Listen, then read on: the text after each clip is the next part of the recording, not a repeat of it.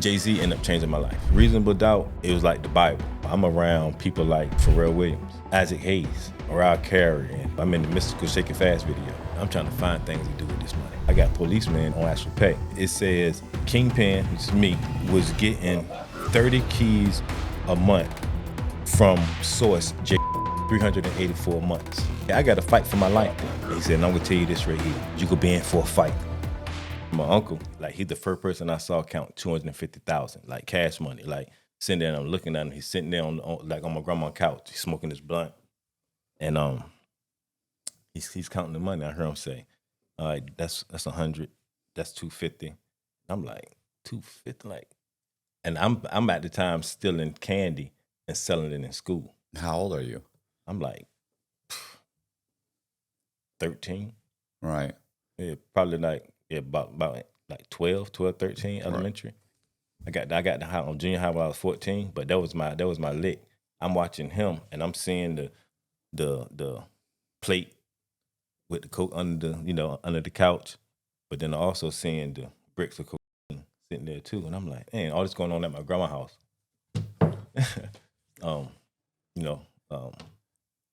And I'm seeing this, but I still don't know exactly what it is. Right. But I know he's making a lot of money. The time I'm playing sports, because I was real good in sports, and like I said, in elementary and then junior high, I played football, played basketball, starting point guard. But you know that you realize like powder is illegal. What he's doing is illegal. Do you realize it's kind of illegal, or something's not right? Like this is not normal. The only reason why I know it ain't right because what he's smoking, I know what that is because my mother and everybody's smoking.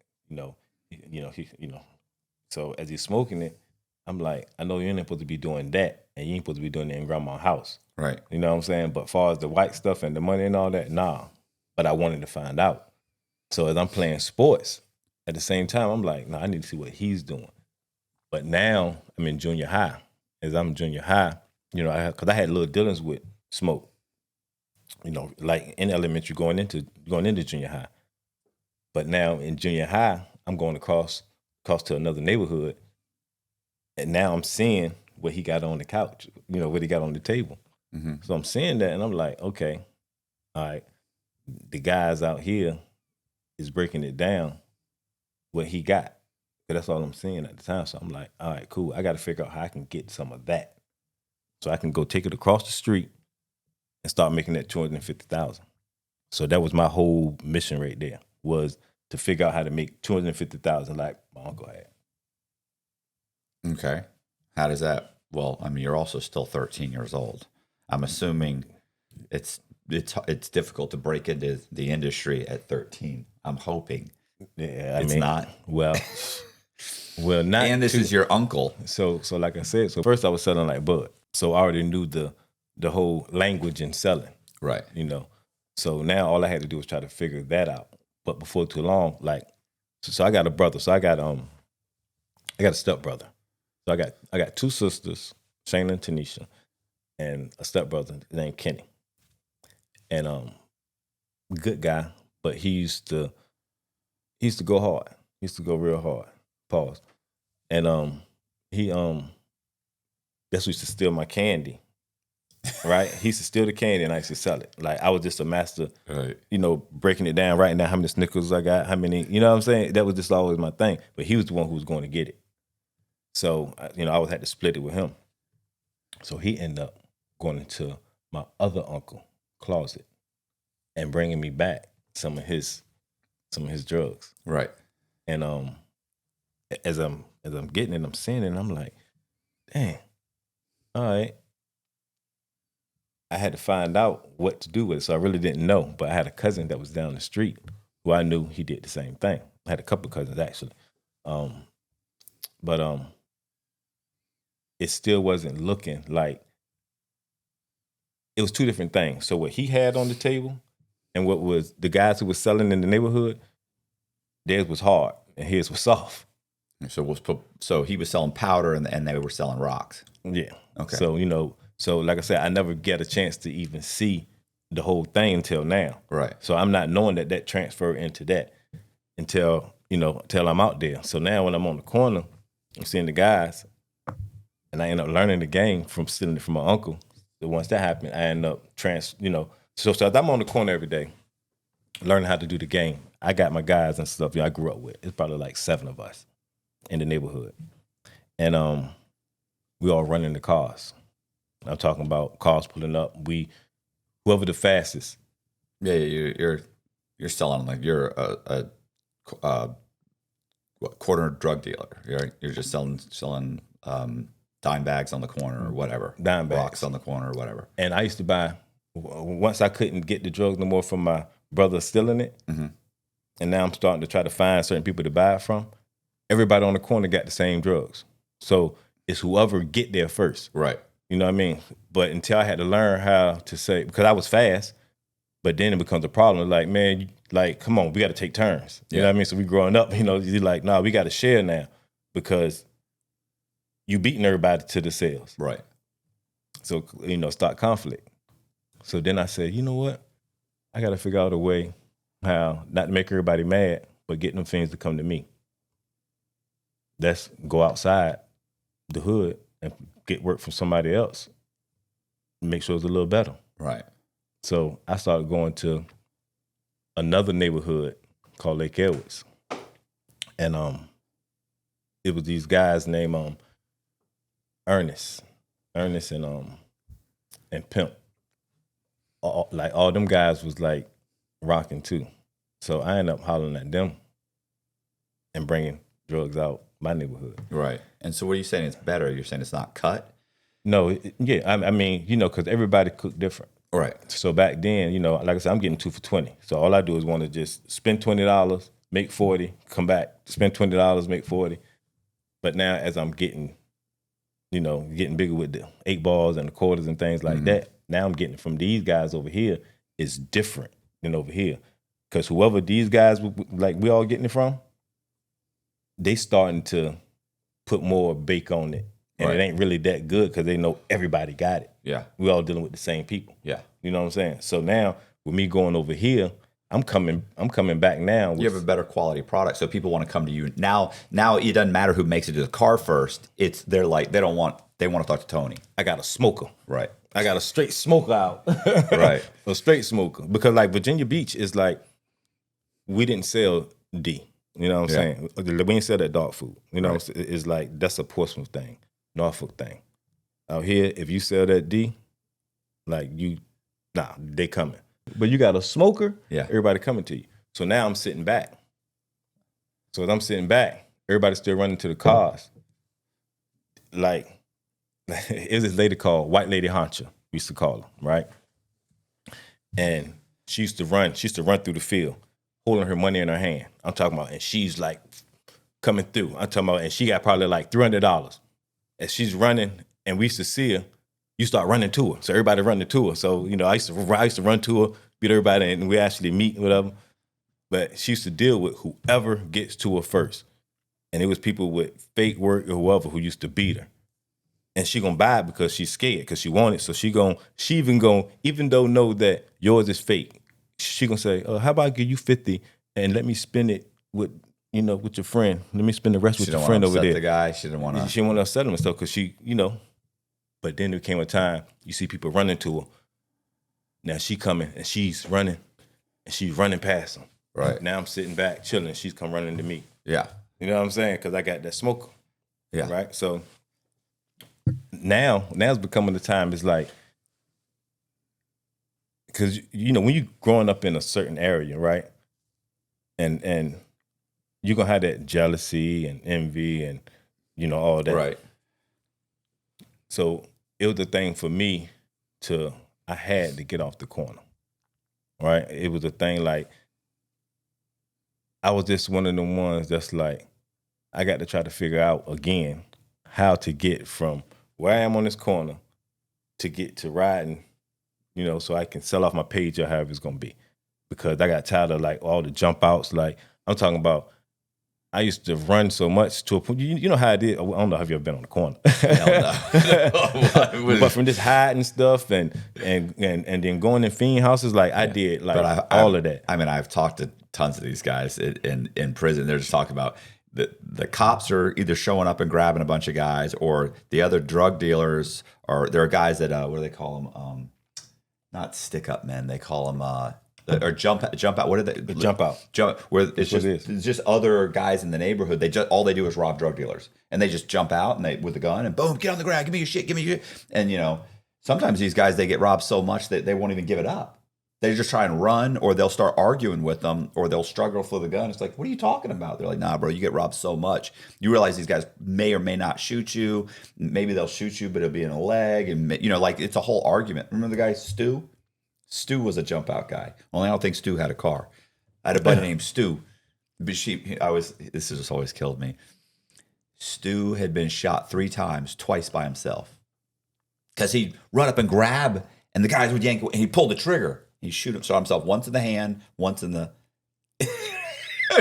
And then it got the third time he got shot was because he said they'd see me coming. They'd pull out their pieces and start shooting. And he got shot once in the leg. But yeah, it happens, so I know it's fucked up. I mean, I know it's not like it's not a risk-free job. Yeah, there's no benefits. There's no benefits. It's wrong. There's no workman's comp. There's no workman's comp. There's none of that, But I had to, But it was the thing of I just had to get off that corner. Yeah. End up getting off the corner, right? Now I'm riding. Jay-Z ended up changing my life. Okay. I'm just real. Jay-Z, he like hit a song that said "Get off the corner." Not even the song. Reasonable Doubt album. Like Reasonable Doubt came out. I'm talking about it was like the Bible. It was like the Bible. I'm talking about he like I remember seeing the video and he had the GS. He had the GS 300. I had to go get it. But I had to work my way up to it. Like I mean, it's so crazy because I hate to ask you this, bro. What's a GS 300? Do you know what a GS 300 is? What is it? A Lexus. Okay, I don't know. See, it's the same way when you asked me about the guy. I don't even know the guy's name. I can't even remember the guy's name. A GS 300. Okay, yeah, got it. See, but it's so crazy that like, and it's funny because we had a place called Hex in Military Circle, right? Military Circle Mall. Mm-hmm. And me and my girlfriend at the time, who is actually my wife now, that's how long we've been together. We're in the mall, and I end up seeing Jay-Z. But now I'm seeing him, and I'm like, I'm trying to be cool. You know what I'm saying? You're not fanboying? Well, I ain't gonna say trying to be because that's just me. You know what I'm saying? But so as I'm cool whatever, and I see him, I'm like, damn, that's Jay-Z. So I tell her, I'm like, yo, go get that guy autograph over there. She like, you go get it. I'm like, no, go get it. I'm like, I ain't going to get it. You know what I'm saying? Like to a point, I didn't even like, I don't know if I spoke or not. You know what I'm saying? But it was like, this is back then. But when he had that GS and I seen that video and stuff and everything he's rounding about and talking about, I'm like, yo, that's me. That's me. So like, I'm just a big J fan. You know what I'm saying? But so I had to get off the corner. So I ended up getting the GS and now I'm rolling. Now you're just doing everything off a pager. I'm doing everything off a pager. But with me being good at sports and messing with different girls in different schools, knowing the guys, them on, the football team, the track teams and all that, they hustlers too. Right. So all of them was in different neighborhoods, from, down the beach, Bird Neck, like Friendship and Atlantis and all that. So I had a 757 to set up how I told you. The beach is like wide open. So it's like, I don't know how many high schools at the time, or how many junior highs and high schools at the time. But everybody know each other through sports. And women and girls. So I end up getting cool with everybody from down the beach, guys them from like the Green Run area, guys them from Lake Elwoods. So now I'm going, guys them from Twin Canal. So I'm going to all these neighborhoods dealing with all these guys. So it's making me come up faster. Right. Right. So that's when I'm getting into, all right, cool. I need to try to figure out how I can make more money getting those squares. That's still my whole mission. But to take you back a little bit, I end up getting kicked out of high school. I was getting ready to start. I was ready to be the starting point guard. But why? So, Is it have anything to do with you're a drug dealer? no. I thought you were going to say that I found they caught me with drugs or something. No. So to take you back, remember the guys them out from Lake Edwards who I say I end up going to go get some drugs from and bringing it to my neighborhood. So once I was able to go in that neighborhood and get some drugs, it became cool, right? But before then, it's been a big rival my whole life of me coming up in junior high, knowing that we supposed to be fighting these guys them from another neighborhood called Lake Edwards. They from the Bayside area, right? They ain't from Bayside Arms, where where I grew up in. They're from the Bayside area.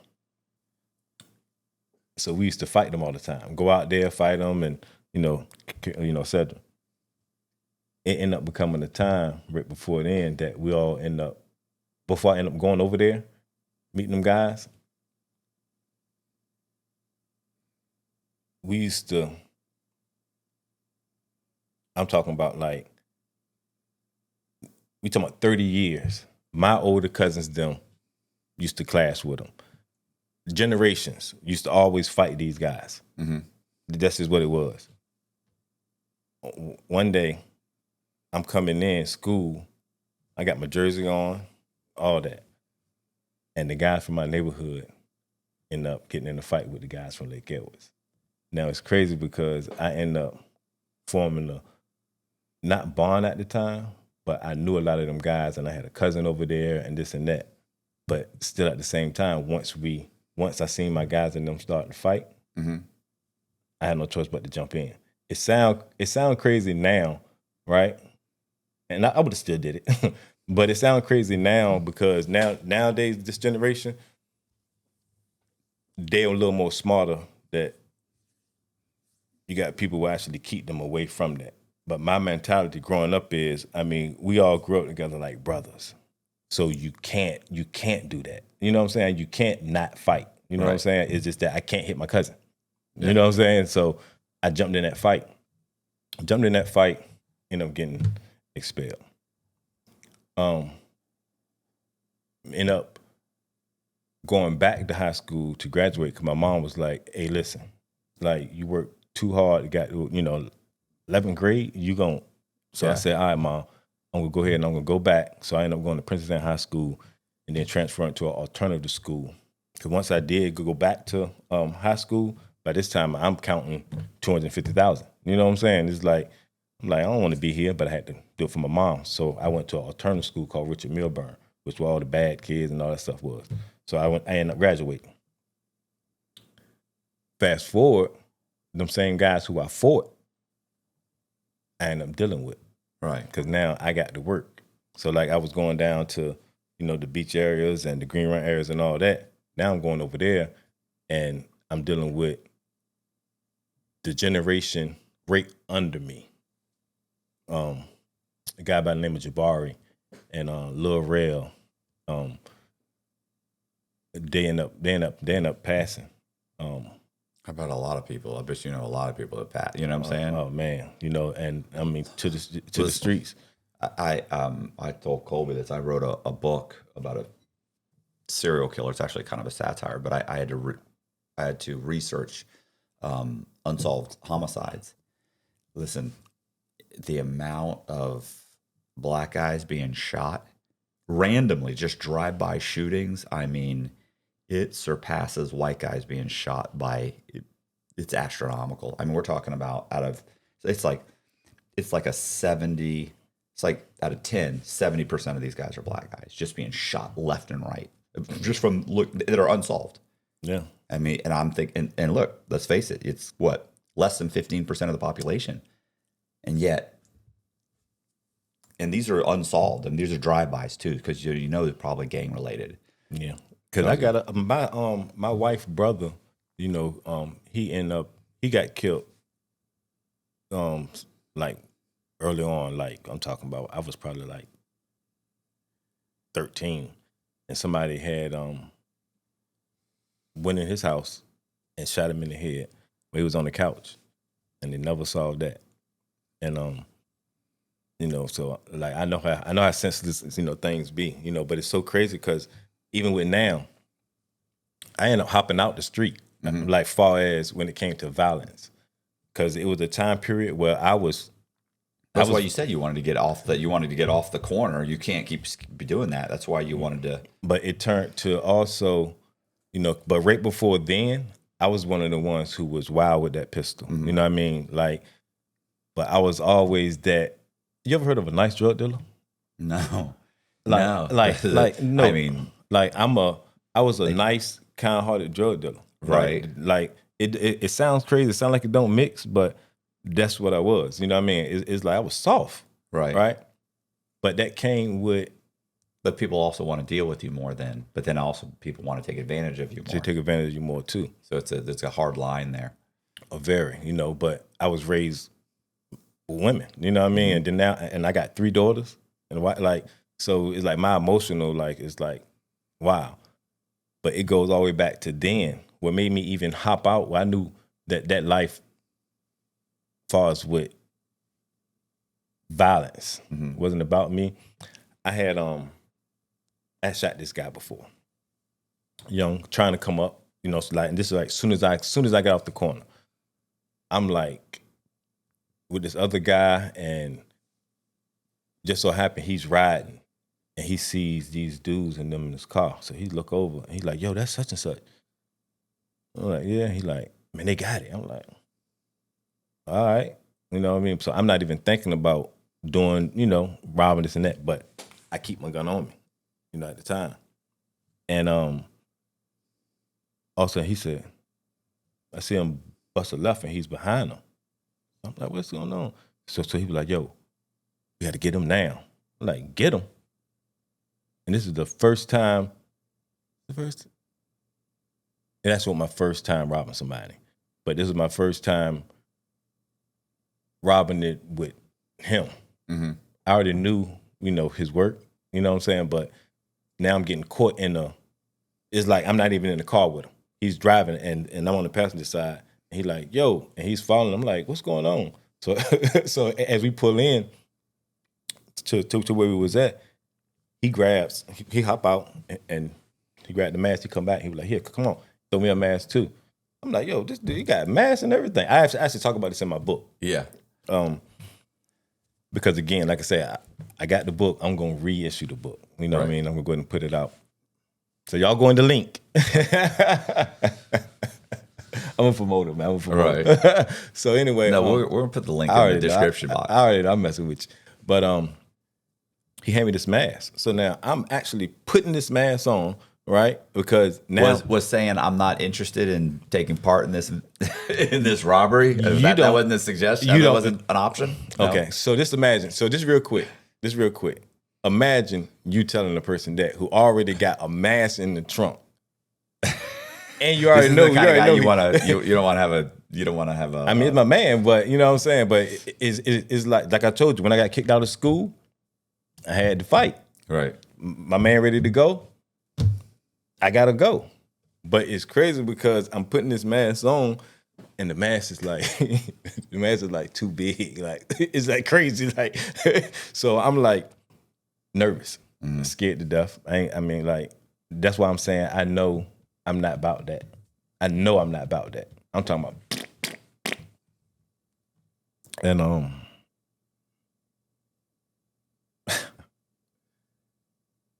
and he goes and I'm following him and he catch the guys. When he catch the guys, I'm behind him. And he on one of the dudes. And then I see the other guy, and the other guy looking at me, and as he's looking at me, he's like, he's looking like, "Yo, I know this dude." Tony? I'm thinking he's saying that, right? And it's crazy, but I'm saying like, he can't know me. I got this mask on. Like, there's no way possible that you can know me. And now he's walking towards me, like, but it's like I blinked out. It's like I totally blinked out, man. So I couldn't even tell you from the time of I'm seeing him looking at me and him coming towards me. Now I'm thinking, okay, is he gonna grab this gun? I didn't know what he was gonna do. So I shot him. Right. And Shoot him in the leg? Did you shoot him in the what? In the torso? Where? at the time, I didn't know where I shot him at. Okay. I know I just shot him. Ended up shooting him in the leg. It was the leg shot. But I shot him, and as soon as I shot him, I'm like, oh my God. Straight turned around, ran back to the car. Okay. Straight ran back to the car. What'd he do?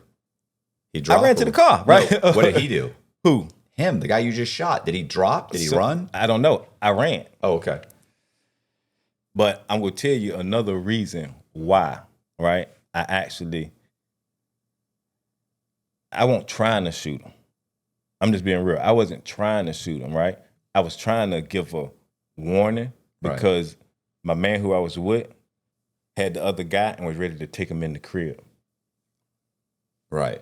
Right? I knew once he got in that crib, I don't know what's gonna happen in that crib. Right. After that, I don't know if he gonna kill him. I don't know what's gonna go on. So my whole thing is, I need to try to make a distraction so we can get up out of there. That's all that's on my mind. You know what I'm saying? It won't no thing of, oh, you're leaving them or whatever. I already know once you. So this is the thing. I can't just run because if I just run, now it's like, oh shoot, man, you left me out there in the whole night. I already know once I shoot, only thing he can say is, man, you fucked that up. Yeah, yeah. Right. Because But as soon as you fire, everybody's got to. you gotta go. Split because that's going to bring everything heat. gone. Right. You know what I mean? But I'm sorry I had to do that. But like I said, I'm a businessman. Right. I'm a businessman. Like, I don't play with my life. You know what I'm saying? Like, I love me some me. You know what I'm saying? And that right there was not designed for me. Right. You know what I mean? So I was smart enough to say, man, I'm going to design this. Boom. Peep it. So end up running up out of there. Gone. I get in the car. He comes. He hop in the car. Oh, no, we got somebody else with us. I forgot. We actually, all this stuff is coming back. It's so crazy. We got another guy with us, and he's driving. And my man told him he was in the back seat and told him to hop in the front seat. So now when we come out, we in the car. My man don't even say nothing to me. You know what I'm saying? Because my whole thing is I'm telling him, yo, dude was like ready to take the gun. I don't know what was going to go on. You know what I'm saying? So he was like, all right, cool. End up taking me to my car.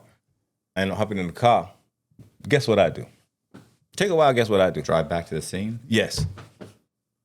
Because I'm a good-hearted criminal, but I'm soft. You want to make sure he's okay? I want to make sure he's okay, man. Kill nothing, let nothing die. I mean, that's just me. You know what I'm saying? Like, so I goes back, hop off the interstate, and I'm riding back. So as I'm riding back past and I'm looking, they outside. No cops, nothing? No, there definitely couldn't have been no cops because you know why? Bloom, bloom, bloom, bloom, bloom. Now they're shooting at me. Now I'm ducking. I'm like, oh, shoot. I got one bullet hole. It was on the bottom of my car. And now I'm like, shit. How they know it's me? Yeah. I don't know how they know it's me. So now I'm like, I ain't hiding out. You know what I mean? Because at the same time, I'm still like, the one thing about me though, I'm gonna tell you straight up, I'm going to protect myself. Right. Like don't get that twisted. Like it ain't no thing of you think you're just gonna just do anything to me. Like we ain't gonna do that. You know what I'm saying? But But you know these guys are gunning for you now, though. But it's still got it's not me. How do you know it's me? I got a mask on. It's not me. They know it's you. They know it's me. They know it's me, right? I get a call. I get a call from my guy who I told you about who watched your show. Okay.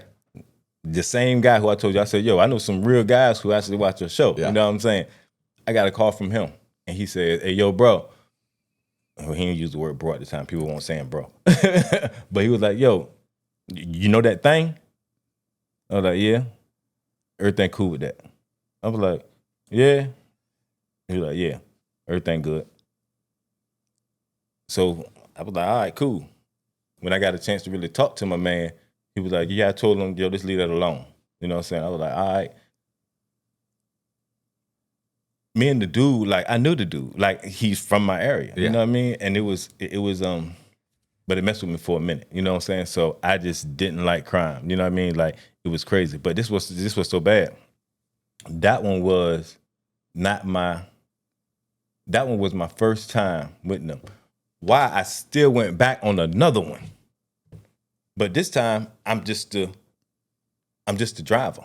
Yeah. Right? But this was the last time This was the last time when I turned around and said, ain't doing no more violence. I'm gonna make sure I ain't doing no more violence, and I'm gonna be the money getting this nigga. Can I say nigga? Yeah, I think so. Like I left it in on a couple episodes and it's never got demonetized. So yeah, you should be good. You're fine. Yeah. We'll see. You want me to say that over? Or No. Yeah, no, keep going. You're good. I'll probably leave this in. I'll probably leave this part me talking to you. So yeah, you're good. I just want to make sure you say what I can't. But Yeah. but I'm dead serious though. So You're just chasing money from here on out. First of all, I don't see shooting people in that whole gang warfare thing. That's not making anybody money. No, you know what I'm saying? That no, rivalries and anger and fighting amongst each other, like that's not. So that what made me say, hey, my next caper that I did, that I actually put in the book, which we ain't gonna talk about now, so hopefully they want to read it, but I'm gonna start talking about stuff, reading the book probably on my channel. But what I ended up doing was I ended up going back, the same guys I got into a fight with in high school, and we was fighting for over years. I ended up going to get them too, and we started making like crazy money together. Are these the two guys you told me? You started to tell a story about the two guys that passed. But yes, that's why we went back to this story. Exactly. And them two guys was like, they was the guys out there in like the Lake Ellis way. Like, but they was like say a little younger than me. So now when I end up coming to my own and I'm getting at work, now I'm going to go give it to them, and they supplying the whole Lake Ellis. You know what I'm saying? But now you're more of a middleman. You're not on the corner. Now you're just a more, I guess, a lower level distributor, right? Because you're not getting it from the source. You're getting it from a source, right? Yeah. So like the cartel will bring it in, and they'll have a cartel member typically that is the distributor. He then typically distributes it to guys that distribute it to other guys, and so you're the second one. Yeah, I'm the second one. Yeah, I'm the second one at the time. But I got some plugs. You know, Right. We ain't gonna get into the whole thing of my Uncle Renee thing, which I put into the book. You know, with the Panama situation. Yeah, anyway, but because he ended up getting deported. Right. We're not. What do you mean? We're gonna. No, we don't get into that. Okay. But what I'm saying is, because that's how you really back took then, off. Right. Yeah, but back then, he ended up getting deported. Right. So in the middle of that whole thing right there, I ended up finding connects. I'm talking about in the States. Right. You know what I'm saying? Before I start dealing with Panama. Okay. Because at this point you're still dealing with the connects, but he's being deported or hasn't been deported yet? No, he got he's deported. He got deported. Yeah, he got deported. Okay. Back to, because he's Panamanian. Because it's Panamanian. Okay. And the guys, and so now I got connects that's so before I start getting stuff from Panama and all that anyway, I got guys them who in the States who actually got it. I was messing with this Galanese. I don't know if I'm still pronouncing it right. He was from Guyana? Yeah. Okay. And he was like that. And he was actually at the guys in them who I was dealing with out Lake Elwoods. He used to be at a payphone over there at a 7-Eleven out Lake Elwoods with an old Honda Accord. And I got introduced to him through a mutual friend. And as I'm dealing with him, now he got like, I'm talking about, he probably coming through with like 30 keys at a time. And so sometimes I grab 10, sometimes I grab all of them. So as I'm out there, I'm at least giving the other guys from out that way all the work. Well, a lot of the work. Now out my area, certain guys who like my age, I'm giving them work. But it's causing a wedge now between other guys who not getting work out my neighborhood and me dealing with the other guys from the neighborhood we used to fight. Right. Because they're seeing them coming up, right? But the thing is, everybody can't handle it. You know what I mean? I can't deal with everybody. You know what I'm saying? So they got to deal with the certain guys, the older guys and them who I'm giving it to, you know what I mean? But they getting mad because they looking at it like they the same age as them guys from out Lake Elwoods because they're a little generation under me. So they're mad. You know what I'm saying?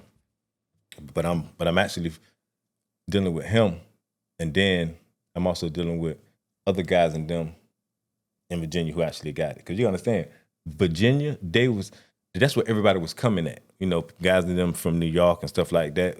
Everybody was bringing it there.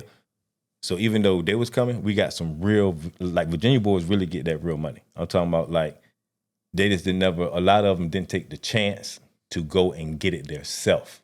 So that was the difference from when I say I need to take a chance, because I always want to get more. So even though I started getting those keys like I seen Uncle with, right? Now I'm like, nah, I want to be just like them guys who I'm getting it from in the States now. I want to go get it. So now I'm trying to figure out, I'm back in Panama. Let me try to figure that out. So, okay, how does that end up? How does that transpire? So that transpired for me. Just it's funny that you're dealing with people from like, is it Angola or Uganda, wherever it was, and Panama, and you're not getting it from like the cartels in Mexico. You know what I'm saying? Like these are alternative sources as opposed to which typically everybody thinks of as the cartel. But yeah. Okay. So see, my whole thing is this right here, right? Even from when I started dealing with the Mexicans and them, which I tell you about, I don't ask no questions. Right. You know what I'm saying? I don't care who your mama is. I don't care who you get. Like, I don't care what group you. You're just trying to monetize this situation. I'm just trying to shop. Right. You know what I mean? I'm trying to shop for the best deal. But I'm also trying to establish a relationship now. You know what I mean? So you can just give me a front. So I don't have to use my money. You understand what I'm saying? But as far as Panama though, you know, just like I said, that was just on some so it was tough getting drugs back. Yeah, I was gonna say anywhere. How's he getting it into the country? Stuff been hard getting back anywhere, right? So I'm gonna tell you this about Panama, and then we can go into some more interesting things, right? Because Panama is still a sensitive subject, right, in my life. Okay, right. You know what I'm saying? I'm just being real because nobody, in my family, period, right? We so much far above the drugs and all that stuff. Yeah. That when I do talk about it, people still get sensitive and all that. You know what I mean? So sometimes I gotta watch really on what I say, right? Okay. And on top of that, even saying that is, even though my uncle's not into no streets by far, like that's the last thing that's on this, mind. You still got people who still still working, still in the streets and things like that, even though we're not, you know what I'm saying? But or they feel like by talking about it, you're bringing heat on them? Well, it could be, you know what I'm saying? But so that's why that's what people don't understand. Like, because I get flack sometimes, hey, baby, man, why you talking about it? Why you talking about that? But people don't understand. I'm smart enough to know I only talk about what I can talk about. You know what I'm saying? But it's just sometimes within certain stuff, you can't go straight into detail, because if you dig deeper, then you might got somebody who want to go looking at certain things and might end up finding something off of something I just said. You know what I'm saying? So that's why I make sure everything I do say, and the reason why I take my time on saying certain stuff, to make sure it don't get to that point right there. You know what I mean? Because like I said, even though I'm not hustling, you know what I mean? Or no, you understand what I'm saying? Like, so, and it's real sensitive. But I will say this right here, the thing how easy stuff is, right? To even from getting stuff back from the country and things like that. So I always want to do better. Ever since a kid, from stuttering and all that. And I sit back and I think and brainstorm of how to make things better. So when I first started going to Panama and how the transition was on getting stuff back. You're flying to Panama? Yeah, I fly to Panama. Okay. Yeah, I used to fly. And you're walking through customs with this stuff, or you're mailing it back? I'm not going nowhere to no airport with no drugs. Okay. I used to see people, bro, I used to see people get caught and like, it's crazy. Cause like you had people used to come putting stuff into like the bottom of the shoes. I'm talking about the whole thing, all that old stuff like that. So I'm like a student of the game of like crimes, of looking at stuff, transporting, all things like that. Even though I wasn't the main transporter on, through my life. It was one of my childhood friends who was just like, he was amazing. That's who was like bringing everything back. He's the one who was the GOAT for Million Disguises. And but me, far as going out of getting it sent, I had a lot of different methods. One of the ones, I took one of them on Johnny Mitchell. Johnny. But this is another one I'll get to you that was just crazy. But it was so simple but stupid at the same time, that people ain't understand, right? So you can I can't never tell the actual method of how it is packaged or whatever, right? But it was one way through the mail that guys used to do all the way back in the day. And it was so simple, but you just had to take a risk. With anything, it's a risk to get caught or, just not come. But during a lot of times when you used to, dealing with the mail, if it's in the mailbox, a person to sit on it forever. They ain't go come and touch it until, even if you go to that mailbox and grab it, right? The police is not going to meet you at the same time and say, oh, got you. Like, because they're not just going to be sitting back waiting and leaving somebody, you know what I'm saying? Because it could be weeks, it can be 2 weeks. So they want it in the house because they got a better chance of in the house putting whoever with that package. Mm-hmm. You understand? So yeah, anybody can mail something to any address. Yeah. But if you actually show up and they give it to you and you sign for it and clearly it's yours, you signed for it, you opened it, it's in the house, you knew what it was. Exactly. So we'll send it to an abandoned house. Right. Nobody lived there, anything.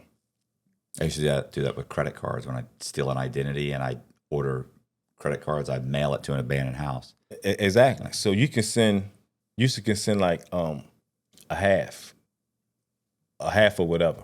Right. Right. Except for smoke. That's the only thing, but any kind of drug that you can shake up or break, you know what I'm saying? Like a half a key. Mm-hmm. So once you used to get to that box, right? Wherever we used to find, now I'll go sit on it. I'll go sit on it like how the police would. We're watching, paying attention, seeing who go to work, seeing who, seeing how everything move. Just have a police is going to do surveillance on you. I'm going to do the same thing on my package. Now, what I'm going to start doing is I'm going to start putting on jogging clothes, all my jogging clothes and all that. And I'm going running. So I'm going to do that a couple of days and I'm going to just go run in the neighborhood. I'm going to do all of this for this package right here.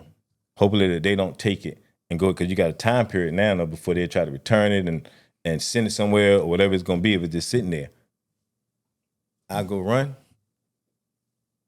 and I take it, and I keep on running, acting like I'm running, and then I got the car parked on my bag, and it's running, and I just go, just a half a key. I send that once a week, and I'm talking about, but you got to imagine, one key is $2,500. Right. $2,500 to buy it? Yeah. What does that turn into? A kill of I mean, it all depends on what it is, because it was like the dog food was 10. So I can take the dog food, right? And if I got a half, since I got a half for 5, so I buy the whole set, I buy the whole thing. But then like I said, you only can send half, so I break it up, send a half at a time. So I get it for 10. So now I got this one right here. I got it for 5,000. Mm-hmm. I can just sell that straight for 50. I just made $45,000. Right. Just real quick. You know what I'm saying? So are you fronting this stuff, or are they paying you? Oh, so whenever I got like dog food, right? That's not a beach thing. So it was guys who would just straight buy it off of me. You know what I mean? I just straight here. Because I can't break this down or whatever. So I just want it off and they ain't trying to front it. Like I won't, because that's worth so much money that you going to make that. Guys who deal with that, they got paper to buy it. You know what I'm saying? Right. So I used to sell that off like that. Now, when I used to do like the little hats and stuff, I call that my extras. You understand what I'm saying? Right. Because so it was times like if I get like 50 keys, I'm gonna make sure I hold 5. You know what I'm saying? So I hold that for extras because that's how my mind works. I'm always thinking of extras. I need something for just in case or just my peoples. You know what I mean? Like people who don't want to deal with this person and that person who just want to deal straight with me. You know what I'm saying? But it depends. If I get fronted work, if I ever got fronted work, I'm not fronting my work out. Okay. You know what I'm saying? Now, if I'm buying it, now I front it out to my peoples. You know what I'm saying? Because I already paid for it. Like Right. You know what I'm saying? Yeah. So, If it goes bad, it's only for you. You don't still owe. Yeah, I I don't still still owe owe. 10 grand to this guy. yeah. Yeah. You I'm get out. You'd rather be out 10 grand than this other guy. Now I got to fucking pay this guy 10 grand. Yes. But just like I was saying, Lo, so now to get into like my case though, it was it all started once I got into that field with dealing with different people and my name ringing and this and that. I end up getting off the street because a guy by the name of Pharrell Williams, he he's a major producer in the Virginia area. The song Happy, you know the song Happy? Yeah. Yeah. So he ended up having a group. He ended up having a rap group in Virginia, and he ended up getting them signed, and I ended up managing them. And How did you end up? I mean, that's a. How do you know that guy? How do you go from dealing drugs to managing? Like you bump into this guy you were friends with him or? so I ended up meeting Pharrell through another mutual friend. And that the other friend took me to the studio Okay. one day to meet the other guys, the other rappers that he had. And he knew of me, right? Funny story with me and him. When I was, first coming up, he had did a song with Teddy Riley called Rump Shaker. And they did the video down Virginia Beach or whatever. And he had the song out. No, but during that time, he ended up going to get what's the name of the car? NXS? Acura NXS. Oh, the Acura NXS. Okay, yeah. So back then, during that time, that was a big deal. Yeah. And he was dealing with these guys and them from this car lot. I can't think of the name of the car lot. And that's where he was getting all his cars from. And just so happened, I'm going to these same guys and I'm trading in my cars, the Lexus 300 and Avalon. I'm getting different cars from these guys too. Me not even knowing that them guys were like into the streets, whatever, as well. They ended up catching the case. And everything. But at this time, I went and traded in one of my vehicles, and they didn't pay off a vehicle. Oh, right. And so I'm going up there, and I'm talking to the guy. His name was Jimmy, and I'm like, "Yo, bro, what's up with my thing?" But this so happened, Pharrell was there, and he's talking to the guys them about. I think he was just getting it in excess or whatever. So I'm going in there, and he like don't got time for me, and I'm trying to tell him, "Yo, you owe me like something's going on. You got to take this off my credit." Yeah. So he's in the middle. Yo, I'm in the middle of something, this and that. And at the time, Pharrell's such a big deal. So I goes to him and I'm grabbing him, and I got him by the, right. So Pharrell was the one that was like, "Yo, you need to chill." You know what I mean? I didn't even know he even knew my name. You know what I mean? Right. And it's so crazy, but that was our first time ever really encountering each other. I wonder if he still remember this. And it's crazy because he said, he ended up the one telling me, "Hey, yo, you don't want to do that with these dudes, man." He don't know that they in the streets, but he knew that it was tied into something because there was I forgot what their nationality was, but they was mobbed up. You know what I mean? Right. But at the time, the worker though was this black guy. So I'm looking like, man, you know what I mean? I just want you to correct this. Yeah. But we ended up having that conversation then, right? On him telling me, "Yo, you don't want to do that, man. It's chill, man. They're gonna get you right. This and that." And doesn't sound like it. Doesn't sound like they're gonna get it right. But so fast forward, moving forward, when one of my partners ended up taking me to the studio, and he saw me, you know, what he remember is me used to being that guy, Yeah. you know, who was on some rah-rah stuff. Because he was also at the band. He used to play in the band, Princess Anne. Him and his partner Chad, you know, which was the Neptunes. And at them football games and stuff, we used to fight. Right. So he used to like witness certain stuff. Like, you know, I had a name to be fighting and doing all that stuff coming up, you know, in school. So that's the guy he knew. But now the guy who was in front of him now was a different guy.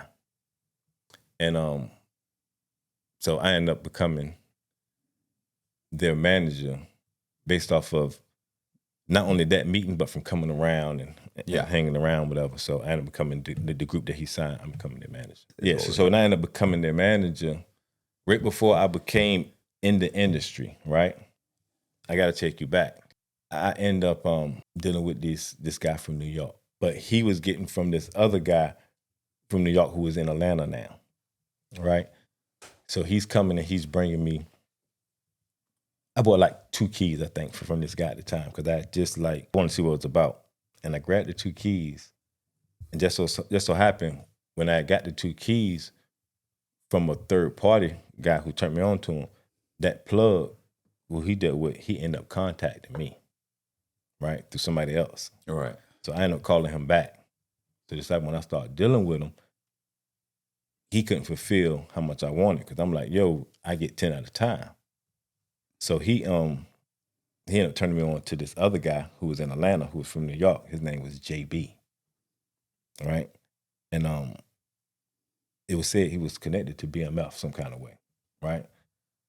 Never found that out, but that's why I want to get in contact with JB. He got life in prison right now, right? But let me tell you, Well, he shouldn't be that hard to track down then. Yeah, but I only know JB. Oh. But this is the crazy thing though. Somebody gonna end up seeing this and probably find JB because he's one of the pins. But this is the crazy thing, which is connected to my case. So you know, like with conspiracy, you know, you need 2 people, Right. right? So like I said, I had 2 different connects that actually told on me. So the guy JB, so the guy New York D, he couldn't fulfill all my orders, so he turned me on to the guy JB. So now I'm dealing with JB. I'm getting like, I'm probably buying like 30 keys a month. Right. Easy from JB. But I did with New York D for probably about a good month before he had to turn me on to JB. Right before I told him, as soon as I signed the deal, right, I ended up telling JB, it's crazy because me and him, I remember sitting in the car actually with him, because they first turned me on to the Honda Accords with the stash box. You know, when they put the stash box in the Hondas, and you know, for the work secret compartments. Yeah. So them guys was really on something. But I remember sitting with JB and I'm telling him and the guy in the RD, I said, yo, I'm about to start going on the road and start doing this management stuff. I ain't be hustling no more. But I tell JB, I got a little cousin who I want to turn you on to. So JB told me, he said, nah, just go ahead and give him to New York D. You know what I mean? Like, if he ain't be coming with the paper like that, this and that, New York D will handle him. So I'm like, all right, cool. I turned my little cousin on to New York D. So now I'm on the road. I'm traveling the world with the music. And come to find out, New York D gets busted. Feds pick New York D up. Feds pick up JB. Don't touch my little cousin. He's probably not, he won't that involved with the organization, with them after I left. You know what I mean? Because he won't spend in the 10, 20 key money. You know what I mean? He probably, you know, getting whatever it was. So they ain't really going to really, you know, like put him in that situation. Right. So we thought. So now New York D's gone and JB gone. But I'm not thinking about them. I'm gone with the world. I'm talking about, I'm around people like, I remember when I first saw Isaac Hayes. You know what I mean? From just being around Pharrell, from seeing Mariah Carey and it's just everybody, being in videos with Mystical. I'm in the Mystical Shake It Fast video. You know, I'm traveling, not thinking about that. So from 2002 2002, when we got the deal, to 2005 is when my investigation started. How does that start? Okay. Going back to New York D got picked up right before I signed in 2002, right? Right. There was a lot of people going to grand juries and all that way back then on me. I don't even know how, like, I didn't know nothing about the feds. I ain't know nothing about grand juries. Ain't know nothing about any of that stuff, right? I only know about state charges. Yeah. And so New York D and all of them gone. So from that time, they got him, but then they also got the local people trying to get out of jail. I'm hearing about this because I got policemen them on actual pay. So your name's coming up, but there's no investigation at this time. But there's no investigation. But they do know who you are. They do know who I am. You're on a board somewhere. I'm on a board somewhere. You know what I mean? From all the records and stuff that I was doing. You know what I mean? And so that's gone. But the reason why it's stale because I'm traveling the world. Right. So they're not seeing nothing. I'm not doing nothing. All they got is New York D telling whatever it is. All the locals and stuff, they've been trying to do that, but it's not enough. It's not enough because I don't deal with you. Yeah. You understand what I'm saying? Like 9 times out of 10, because I only deal with certain people I grew up with and all that. That's just where I come from. You know what I mean? So I don't deal with you. And so ain't nothing going on. You know what I mean? So to be rocking. Then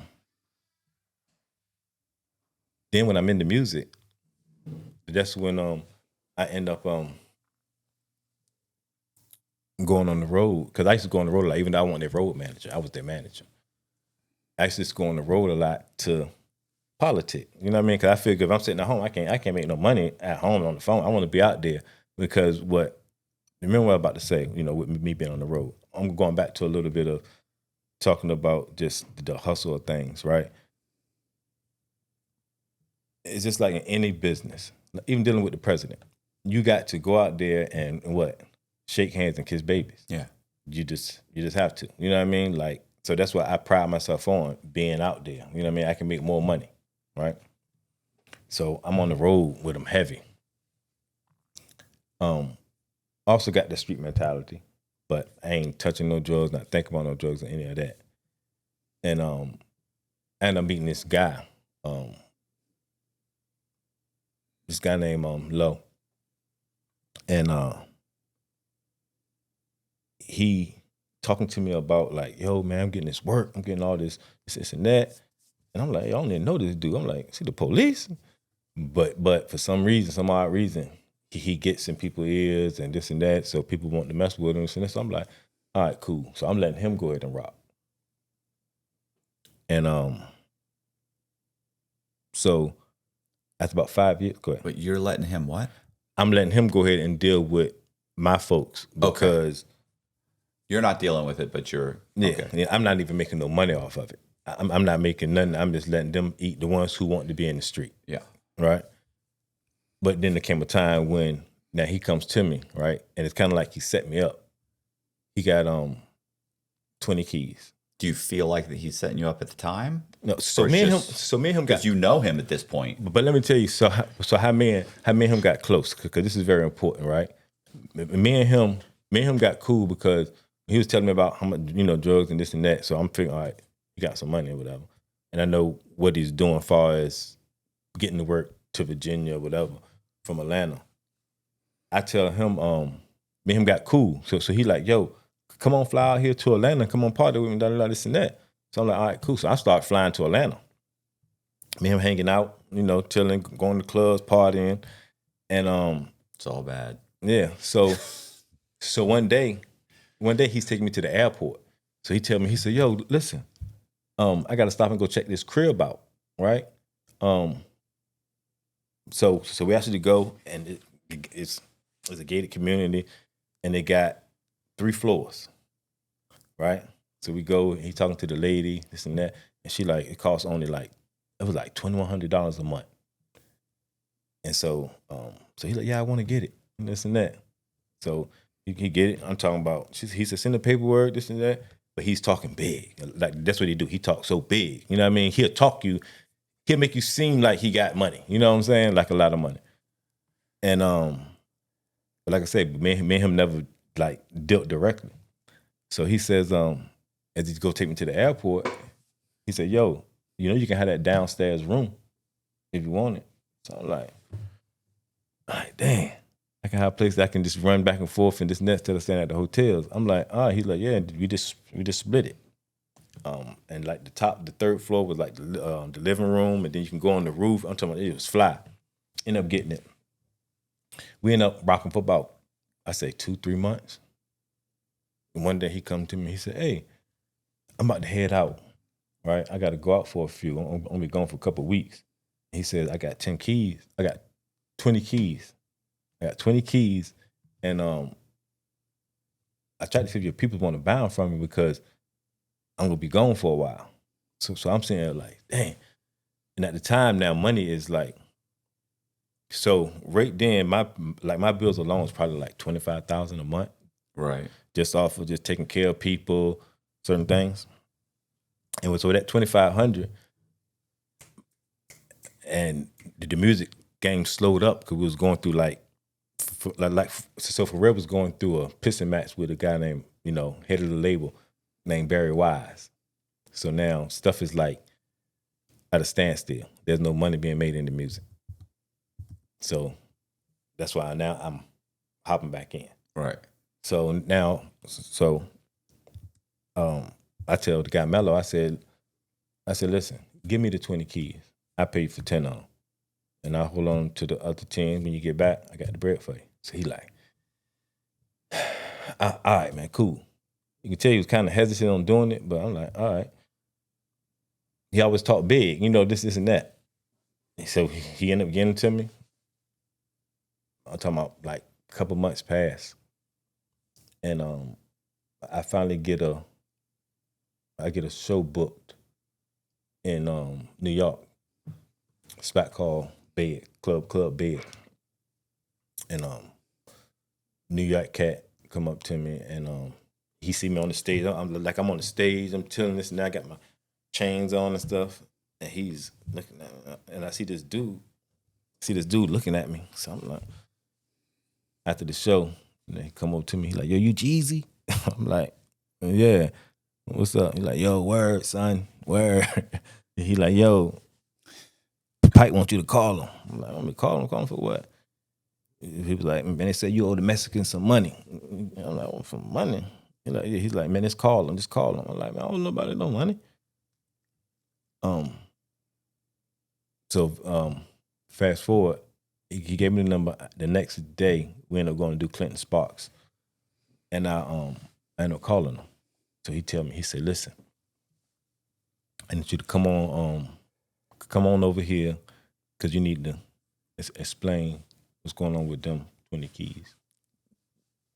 I mean, that doesn't sound like it's your problem at all. It's not my problem. Not at all. So I said, listen, I don't owe you for 20 keys. What are you talking about? And he was like, yo, you don't know, such and such, this and that. But he don't try to give me too much. But I'm like, yo, nah, I don't need, he like, yo, we don't need to even talk about it right now. Just come on. I said, where is he? So he says, Phoenix. I said, we eventually get the info, this and that. Boom, I go fly out to Phoenix. Why? Because I do owe for the 10. Well, I know you owe for the 10, but I mean, why am I flying? I mean, what about your buddy? Where's your buddy? I don't know. I can't get in touch with him. I don't know where he is. I don't know anything. I don't know nothing. So that's why. So you need to talk to my buddy. What's his name again? His name is Lo. Lo? Yeah. So you need to talk to Lo. No, but that's the thing. They don't want to talk to Lo no more, but they want to talk to me. I don't want to go to Phoenix because that doesn't sound like it's going to end well. Yeah, but it's the Phoenix thing. is very close to Mexico. Okay, but then listen to this.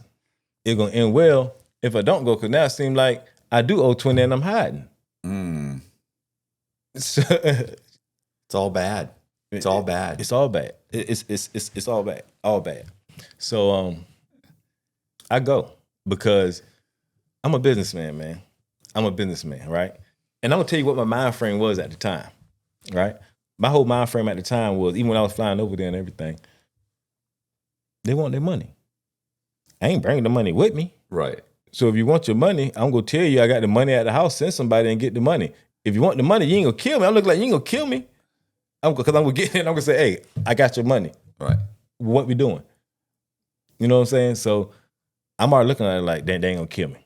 That's the first thing, because I just want to go now, explain to you exactly what happened, because you don't want to talk to me on this phone about all this stuff, whatever. You want me in person for whatever reason, and I'm gonna give you this money, and that's gonna be it. We're gonna be done. We don't need to discuss no more. That wasn't the case. All right. That wasn't the case. So I said, I end up, I remember going in the restaurant and In Phoenix. I'm talking to the guy, Pipe, and I'm talking to the guy, Johnny. So, and also remind you, like, I don't never use real names. You know what I mean? This is one thing I just don't do, because even with guys and them who told on me and stuff like that, I don't get into all that. You know what I'm saying? Like, having a campaign to, but also know this right here though. I don't condone in no like ratting shit and all that stuff. Like all that telling and doing all that. I don't come from that. You know what I'm saying? Right. But also, I'm not in that world no more that care about that. You understand what I'm saying? Right. You know, I'm in this world that's like, that don't even exist. Like, you know what I mean? Like nobody thinking about that kind of stuff. So I don't promote that. You know what I'm saying? You know, but the guy Mello, he was like, I was thinking he was dead. Already off top, I said, this guy's got to be dead, right? For me not to touch him. Or he either lied to him and said he's giving the whole thing and he's backing away from it. But for some reason, they trust in him.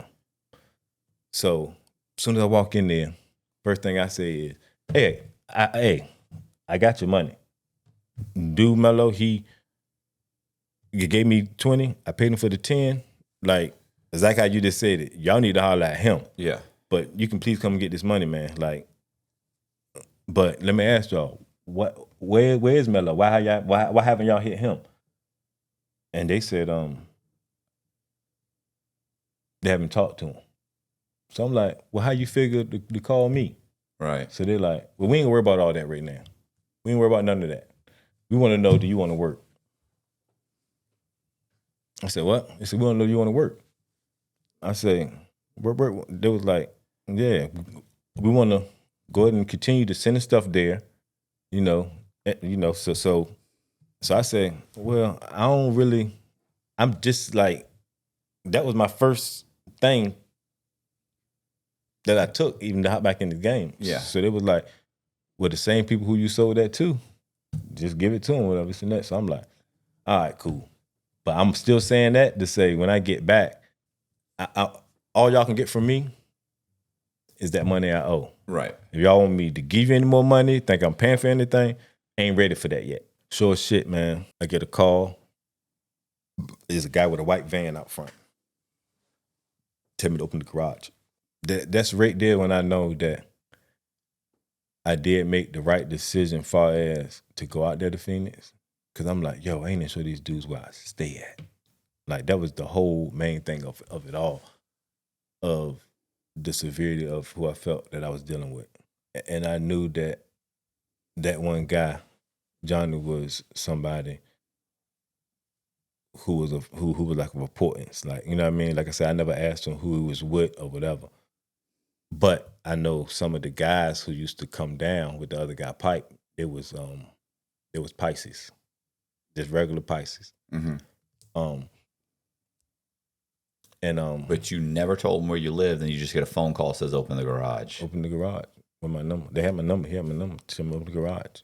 Because them guys didn't talk on the phone. Mm-hmm. That's one thing they didn't do. They did not talk on the phone. Like, I'm talking about limited, like very limited. You know what I'm saying? And so when I opened the garage and I got the crates.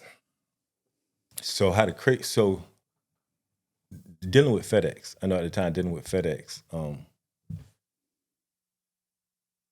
I know it's these things that they take and they poke them in the boxes. They poke them in the boxes and pull it out to see if anything is on it. That's how a lot of times that they do things. Yeah, if they suspect. If they suspect. And how I knew that they had some kind of connection or whatever, because one of the crates, like, it is crazy because so you had a crate. They used to have it actually in like real crates, and then the box would be in the crate, and like around like little hay stuff and this and that, and it'd be the smoke would be like come blocked up. You know what I mean? And then sometime it'd be the keys on the side of it, or sometime how they got it, it'd be in the middle of it. And that first thing came, and it was probably like I want to say like 3,000 pounds, like 3,000 pounds and like 50 keys of coke. And I called the dude up, and I'm like, yo, everything. So some guy that's left, he like, hey, you remember the numbers? Because they told me the numbers when I was in Phoenix, and I said, yeah. So he said, Merry Christmas. I'll be there. Holla at you. I'm like, all right, cool. Now I'm shaking. I'm rocking. I'm rocking. You know what I mean, right? At first I thought you meant nervous, but now I think you're rolling in it, right? Now you're I like how you say that. I'm rolling in it. Yeah, I'm actually rolling in it, and I'm trying to find things to do with this money. I'm talking about I'm buying nightclubs. But even though before I had coming up, I had like when I first signed, I got the first 745. Then 05, I ended up getting the S550. So now I'm like I got a whole different kind of money, because even with the music, that's still making great money. Mm-hmm. You know what I mean? I was making like $300,000 a year. Okay. In the music. But now it's like, yo. So I said, man, I'm going to buy a nightclub. So I go buy a nightclub. I got buying trucks. It's like I'm just trying to find things to do. So I said, man, you know what? And I remember 08 came, and it was a drought in 08. And I ended up moving to Miami. Got a high rise, Bentley Spur, and but there was a drought, you're saying. Exactly. The town is dry. The town is dry. You know what that means? No. It means I had it. Huh? It means I had it. What do you mean you had it? I thought you said a drought. I thought that means that there's no money coming in. For them. Oh, for everybody else's shit dries up, but you're still getting your supply. I'm still because I got this over there. You didn't. Yeah, I thought it was you. I was like, I don't understand. You just went to Miami and bought a. Did you say Bentley or what? How are you in a drought? Exactly. Okay, everybody else is in a drought. Everybody else is in a drought. Got it. I ain't in no drought. So, bunch of broke motherfuckers around here. Right. No, they just didn't have the connect. Yeah. You know what I'm saying? Like, I've been lucky to have them just fall in my lap. Yeah. You know what I'm saying? But so anyway, so this guy, we had something sweet, man. We had something sweet going. So he ended up sending me probably like, I don't know what number was of this smoke. And he tells, so it was like 1,000 pounds left of it. And this shit was like brown. It was like burnt. But it smoked. Go ahead. So this is H, No, this is weed. Oh, you're saying smoke. Okay. Smoke. Okay. If I say H, I say dog food. Oh, okay. I was confused. I got it though. I got it. So when the crates was coming, it was smoke in there with keys of. Yeah. That's right. That's why you distinguish between the pounds and the keys. Got it. Sorry. Yeah. I'm slow. Go ahead. No, you're all right. You're all right. We can get you there and you can get me there, Paul. So he says, so I tell him, I said, yo, this smoke, man, that I got, anybody buying that? Nobody's buying that. So he like, is it no good? It was the same thing. It was the same thing as the other smoke. It's just how he astride it with this right here. He says, man, how it is in Arizona or whatever. He says when the sun change or some direction, it burns the smoke. So it'd be the same smoke. It's just it looks like that. So even when you do smoke it, it might be all right. Still might even get you high, but it looks like that. It looks crazy. So I tell him, I said, y'all can't sell this. And drugs sell itself. Yeah. Right. So, and I ain't trying to do too much work. I don't like heavy lifting. Yeah. You know what I'm saying? So I just got it in the cut. So he said, yo, well, just give me, and it was like $250 a pound. Mm-hmm. So he tell me, man, just give me $150. I'm like, man, listen to me. All that gonna do is just make me lose money because I know how that works. When you give people bad drugs or anything, they're gonna come with an excuse. I don't care how you do it, you're not getting paid for it. And they're not, and then you try to sell it to them and it's bad, now you got another problem. Mm-hmm. So I don't want to deal with that problem. So he's like, all right. Boom, he comes and he sees it. And he like, yo, what's that right there? He like, I thought everything was gone. I said, nah, still got that 1,000. And this probably like, I want to say probably like a month and passed. You know what I mean? And he like, why I still got it? I said, remember I told you I ain't messing with it. So he like, all right, cool. So he takes it upon himself. Instead of getting a driver or whatever, this and that, to go and take that up an hour and a half up the street to Richmond, he takes it upon himself to hop in that truck. That was his problem. He did that to himself. Mm-hmm. And he got caught. He got caught with that smoke. I don't know if he had anything else on him or not, and he had a gun on him. And he got caught.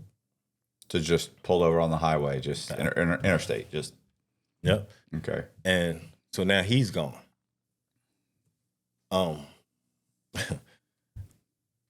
I never told the remaining of this story. That's why I speeded up through a lot of little stuff to get into a whole bunch of the meat and all that stuff, how the stuff works. Well, what happened to I have said low, but Mellow. I'm about to get to. Oh, okay. You know what I'm saying? We getting to all that. You know what I'm saying? I never got to all that. It always stopped from dude telling them this and that. But we already got one guy from New York D, already doing situation. And now Disconnect is locked up. And so now I'm in Miami. Like I said, I'm in Miami. He's probably gone now, probably about 7 months. So New York D is gone. Pipe gone. I ain't got no plug. I refuse to buy any work in the States or from somebody in the States, because now you're gonna put a number on it. It's gonna be wanting to be talked about. Oh man, this just came to me, and you know what I mean. This is one thing you just can't do when you at a certain level. So I ended up finding out that when I found out that Pipe got locked up, my cousin, she's a lawyer. She came and booked me the paperwork, found the paperwork, and it was saying how he was locked up and he was telling on these other guys from Richmond, from the guys that he was taking the smoke to. And he says, and it says under it, it got 7 sealed indictments under it. That's not good. That's that could not be good. Bad, especially since you're in part of that trend. You were the place he picked it up. They had to mention where'd you pick it up. So now we're talking about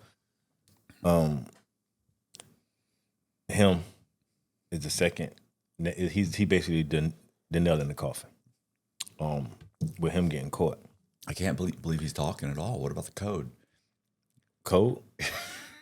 That's what So it's crazy. So when he gets caught, and I see he's telling all these Richmond people and all that, the first thing I thought about, hold on, Mello is gone. As far as I know, I'm thinking he's dead or whatever. It's like never heard from him. So that's the first thing I think, oh man, he dead. And now dude gone. I'm like, okay, so what Johnny? What's up with Johnny with all this right here? And I get a call. I get a call from Johnny, and it's crazy because like I mentioned in the book, I talk about living in the book. I get a call from him, and it's like I haven't talked to him or seen him since the first meeting that I went to. So I'm still thinking that, he's still the one behind it, all that. But he's calling me. He's calling me to check my temperature, basically. Yeah. I know dude locked up. I'm pretty sure he know dude locked up, right? Yeah. So he called me. He don't say nothing about being locked up with him. At the time, I probably owed about, I want to say like 600,000. I probably owed him 6 some change. And so I was already figuring I was going to call from him anyway with that. But he was trying to talk to me on the phone. And that's the first time that I got more conversation out of any one of them on the phone that they don't talk on. Mm-hmm. So that already threw me like, so see, I'm a funny guy. I'm going to tell you right now, I'm like so burnt out. I'm so funny. It's like, and what I mean by funny is I'm a funny acting dude sometimes. When I feel like something is crazy or whatever, I'm like, hey, yo. So I'm already coming into a situation figuring that you on some bullshit. Yeah, you're kind of paranoid. Paranoid. You know what I mean? But I'm also thinking, like I said, he's going to call for that 600. But if he don't say nothing about that 600, I'm not going to say nothing about it. You know what I'm saying? So he never mentioned the 600. So he's like, hey, what's going on, Migo? I'm like, ain't nothing, man. I'm just chilling out. Oh, okay. Yes. He won't say like anything. And then he asked me, yo, you talk to, I'm like, I ain't talked to him in a while. Oh, he's like, okay. Everything good? I'm like, yeah, everything cool. He's like, all right. Call me, this and that. I'm like, all right. I don't say nothing. He don't say nothing. My whole thing is, I ain't even gonna hold you. I'm trying to keep the money. Mm-hmm. I've already went through went through that because like at this time, like I said, I'm still in Miami. I'm partying. I'm taking care of things back home. I'm still taking care of people. I'm still trying to, you know what I mean, living life. Mm-hmm. Do probably about a good month, 2 months after that, 09 come up. I'm sitting back. I'm in Miami. Like I said, I got the high rise. It's the first. It had just been built. Right there off Biscayne. Right by Denny's. It's like a white building. It's red inside. Nice, sweet spot. So I'm on the patio. Me and another one of my cousins, and we smoking, just chilling, and I get a call. Hey, I don't know what's going on, man, but they just start picking up everybody. I'm like, what? Who is they? Yeah. Man, it seems like I got everybody out here. DA, such and such, this and that. I'm like, whoa. But now, remind you, during the investigation at the end, before what made me even get to Miami and staying there for about 2-3 months straight before they came and got me, I'm at home, right? And I'm riding around Virginia, and I'm starting to see people follow me. And so I'm saying like, oh, all right. So I'm trying to figure out what exactly going on. And so I spring into action. So I'm figuring that they coming to get me now. Because like I said, I'm in Miami. I'm not hiding. But I'm still trying to figure out who is they, right? So now, to just take you back 1 second, it was a point of time when I was actually waiting on something. No, I'm going back a little farther. A couple months before all of this, I'm at a Bayside High football game. That's the high school that I went to. I got kicked out of. And it's this cop. He was a cop on the block. He was a beat cop, right? When I was on the corner, I was a corner boy. Yeah. And we used to name our policemen. So you had Avery, Big Head, Shock Nose, the Littles, Coffee Break, Buffalo.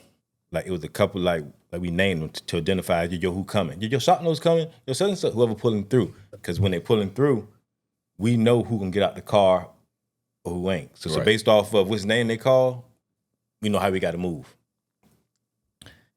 And is this one cop, his name was Buffalo. I used to see him all the time. But Buffalo, he ain't getting out. Mm-hmm. And he actually used to be with this white lady. And I ended up seeing him. Fast forward, I ended up seeing him at the Bayside game, and he's sitting in back of me. And when I see him, I just know he's a cop. Don't need to be scared of nothing, right? This was the first time I knew somebody was following me. But before I got to that game, I'm riding, and I'm coming from my grandma's house, and I'm riding, and I see this car following me. I think he's following me. I'm like, man, this car's following me. So I go through this neighborhood, through Aragona, and I come around the block, and I go down this street that I know for a fact that you're not going to go down. Like, there's no reason for you to even go down this street that I'm about to go down.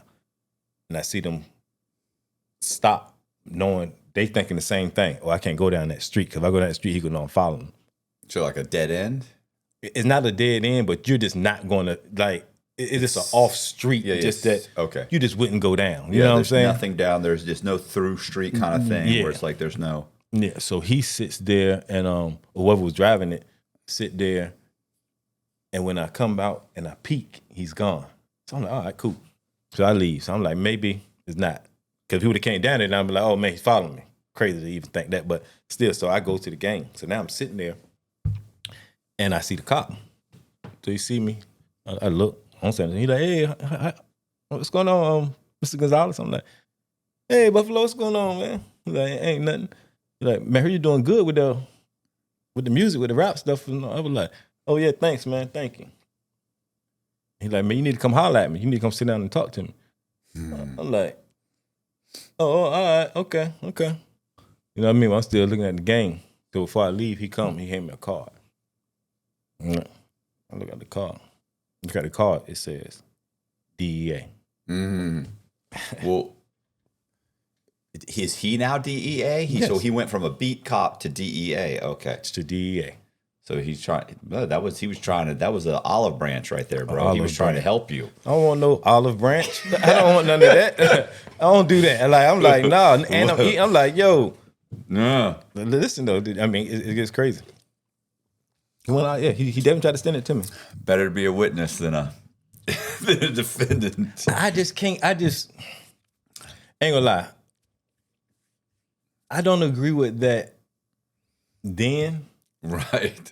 And I don't agree with it now, right? But now it makes more sense. Now it makes after more your sentence. It makes more sense, right? But I just can't agree with going into notion of saying, oh man, I'd rather be a witness than that. Like it's just my mind. I didn't come from that. You know what I'm saying? I came because the way I grew up, we all grew up so close and all that. It's like it said that you can't tell on your friends. That's all. That's like you can't. Who you gonna tell? Like I'm just with these people right here.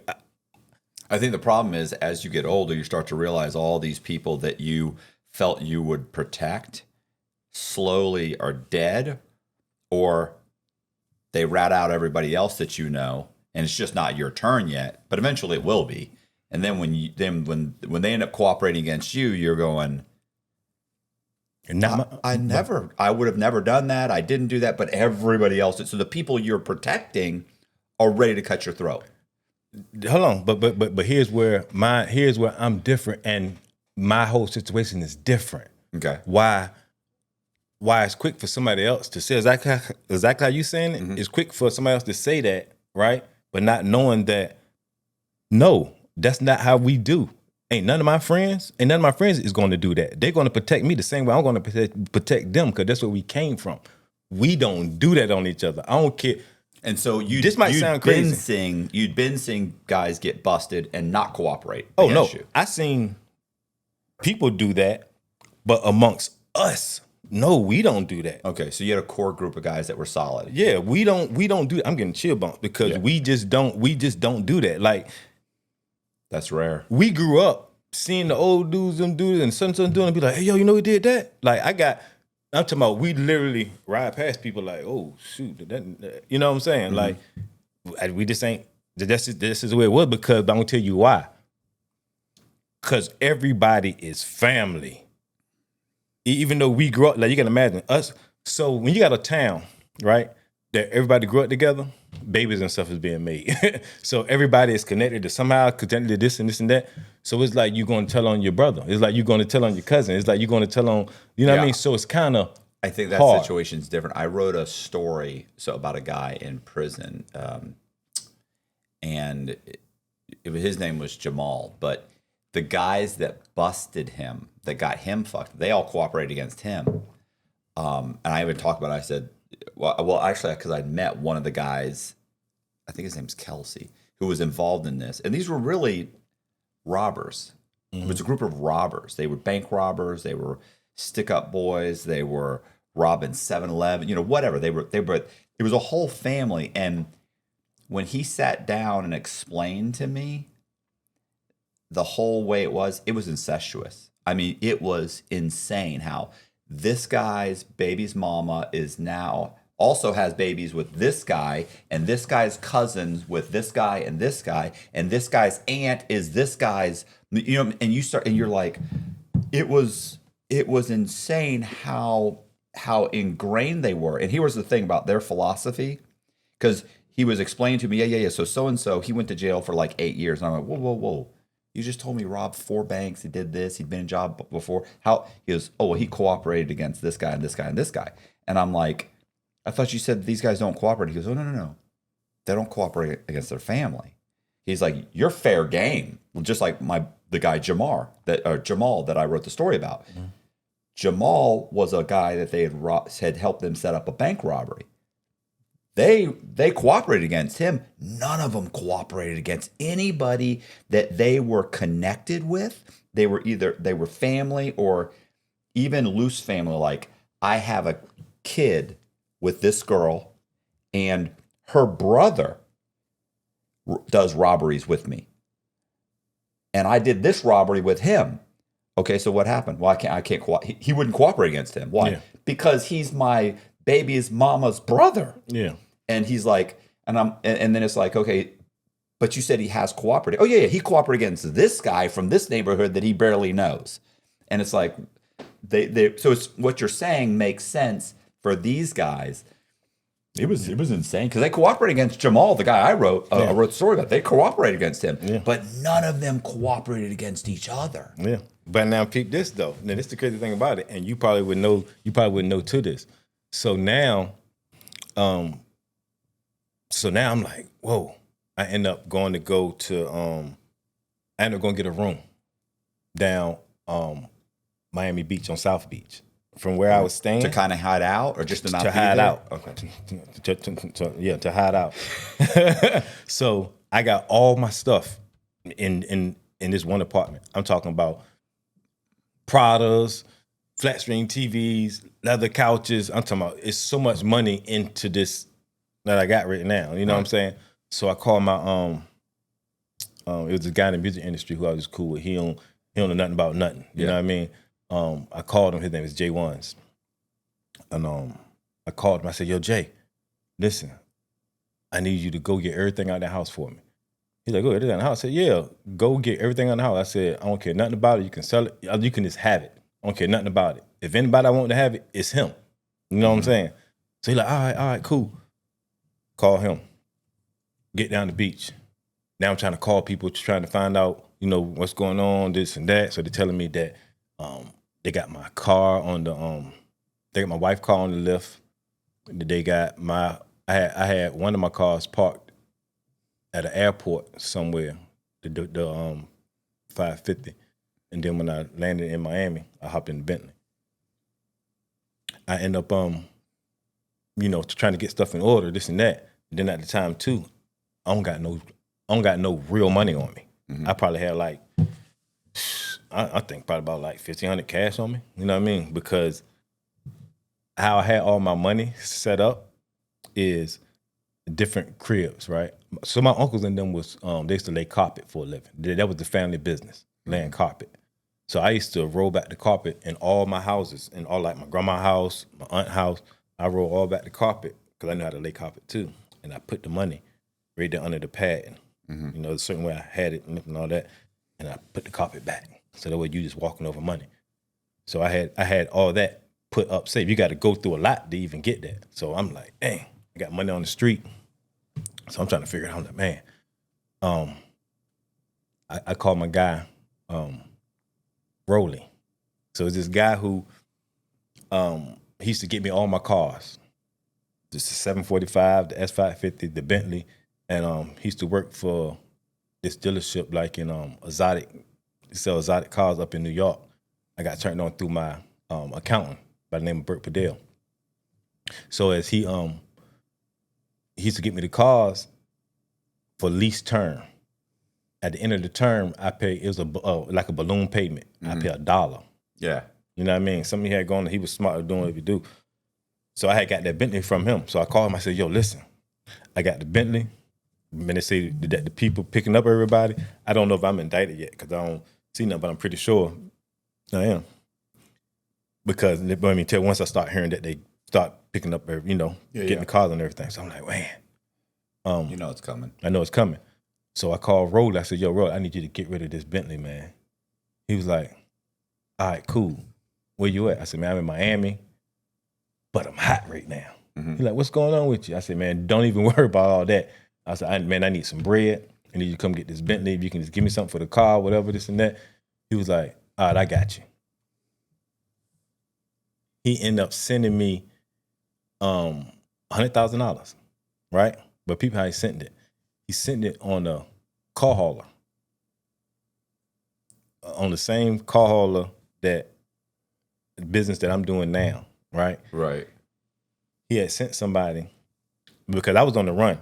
Like as I'm in Miami, I'm hiding out. So I end up having to go meet the guy so he can put the Bentley onto the 3-car hauler, right? And then the guy ended up giving me the money, cash. So now I'm sitting here thinking, okay, and then where can I go to? Can I get to Panama? Can I get to XYZ? Like I'm sitting here trying to think, like you don't want to deal with this at all. I don't want to deal with this at all. But then they say, oh, your indictment is going around in the whole city. Everybody reading your indictment is online. I'm like, yeah. Call somebody. They sent me a copy of it on my phone. We got a BlackBerry at the time. Right. I remember the BlackBerry, like the BlackBerry. So I'm scrolling through and I'm looking at so with the case, it's telling you certain people's statements and stuff. Right. But it's blacked out. So I'm looking at it and I'm like, okay, this person goes to the zoo talking to the people. This person, this and that, this and that. This person, I'm trying to figure out this person saying this. And I'm like, all this stuff don't ring a bell to me on who these people are, right? Because you would think because you're picking up everybody with me. So it ain't them, it ain't nobody on my case. Right. Because everybody's with me. And so I'm looking, I get down to the last one right here, and it says, goes to Phoenix, Arizona to discuss $150,000 debt. Right, what it said. So I'm like, oh, I know who that is. That's Pipe. I'm reading. Had he been picked up? Yeah, he was already picked up. Oh, okay. I'm talking about the one who had. So Pipe was Johnny's partner. Okay. That's the one. Yeah, he was the other one that was there, sitting there at the table in the restaurant. Yeah, and right. and that's the main one who I was dealing with. So, but you didn't know. I didn't know if he had been picked up prior to that, and because in indictment, somebody got picked up. They then brought the indictment. They then testify in front of the jury and jury or whatever. Then they put together an indictment. So I didn't know if you'd known he'd been picked up or if he was. No, so my cousin came to me and showed me that he was picked up when I had the 7 sealed indictments. Remember, I had the 7 sealed indictment. I was like, oh, what is this right here? Just so happened when I get the call, they're picking up everybody. Them 7 sealed indictments was me and my team. Okay, you know what I'm saying? So I'm already knowing that he's gone. Both of them gone. All right. So now when I'm reading it, because he's gone for like a year. Okay. You know what I mean? So now I'm reading it. I'm like, wow, this Pipe. And then I see a statement from the New York D kid. But then I'm seeing the names too, because it shows certain names, but it just don't show certain names of their statements. It just showed the certain names of showing that they locked up too and just involved in your case. You know what I'm saying? And that's one thing I ain't really understand, because then you might got somebody who's on there who I didn't even know. You know what I'm saying? But they'll just do that. That's just how the feds do. They'll just put somebody with you who probably connected to somebody, and they're just putting them up there. You know what I mean? So you can't even say, oh, how you telling me? Like, I don't even know that guy. You know what I mean? Because you get a lot of that. So end up what happening was I end up seeing it, and I'm like, damn, so I know who this is. I'm like, wow. The two connects is telling on me. It's crazy. So now I'm trying to figure out, so then I get the call and say, hey, no, so now they got your mom, they got evidence of your mom, your wife, your sister, and your aunt. All of these, all my people. Okay. Right? Have they grabbed them? They don't go grab them yet. They're going to use them to threaten. They're going to threaten you. That's how they get me to say, all right, man, I'm coming back. All right. Yeah. I come to the States, whatever, right? I'm like, yo, please just don't touch them. Mm-hmm. Just don't touch them, man. You know what I'm saying? And they like, so I call my lawyer. So my cousin gets me a lawyer. And the lawyer, his name is Woody Woodward. Great guy out of Virginia Beach. He used to represent like Michael Vick and all these kind of guys. What was his name? Woody Woodward. Come on, man. You know Woody? No, I don't know him, but listen to his name, Woody Woodwork. That's his name, Woody Woodward. Woodward. Oh, okay. I thought it was Woodwork. I was like, are you serious? Like, his parents have a sense of humor. Okay. So, great guy. So he, I ended up calling him because my cousin said, yo, call this lawyer right here. He gonna represent you. $50,000. So, you know me, I'm like, all right, cool. So I'm already thinking, okay, that's the plea guilty. That's not to go to trial. Yeah, that's the plea guilty. Exactly. Me, I'm green. Yeah. I'm green at the time. In the state, they'll go to trial for 50. Yeah. So all I'm thinking is, you know what? Ain't worry about it. You know what? I'm gonna go back. I ain't never really been in trouble before. I went to TDH back in the day, this and that. I'm gonna get a bond. It's gonna be all good. Yeah.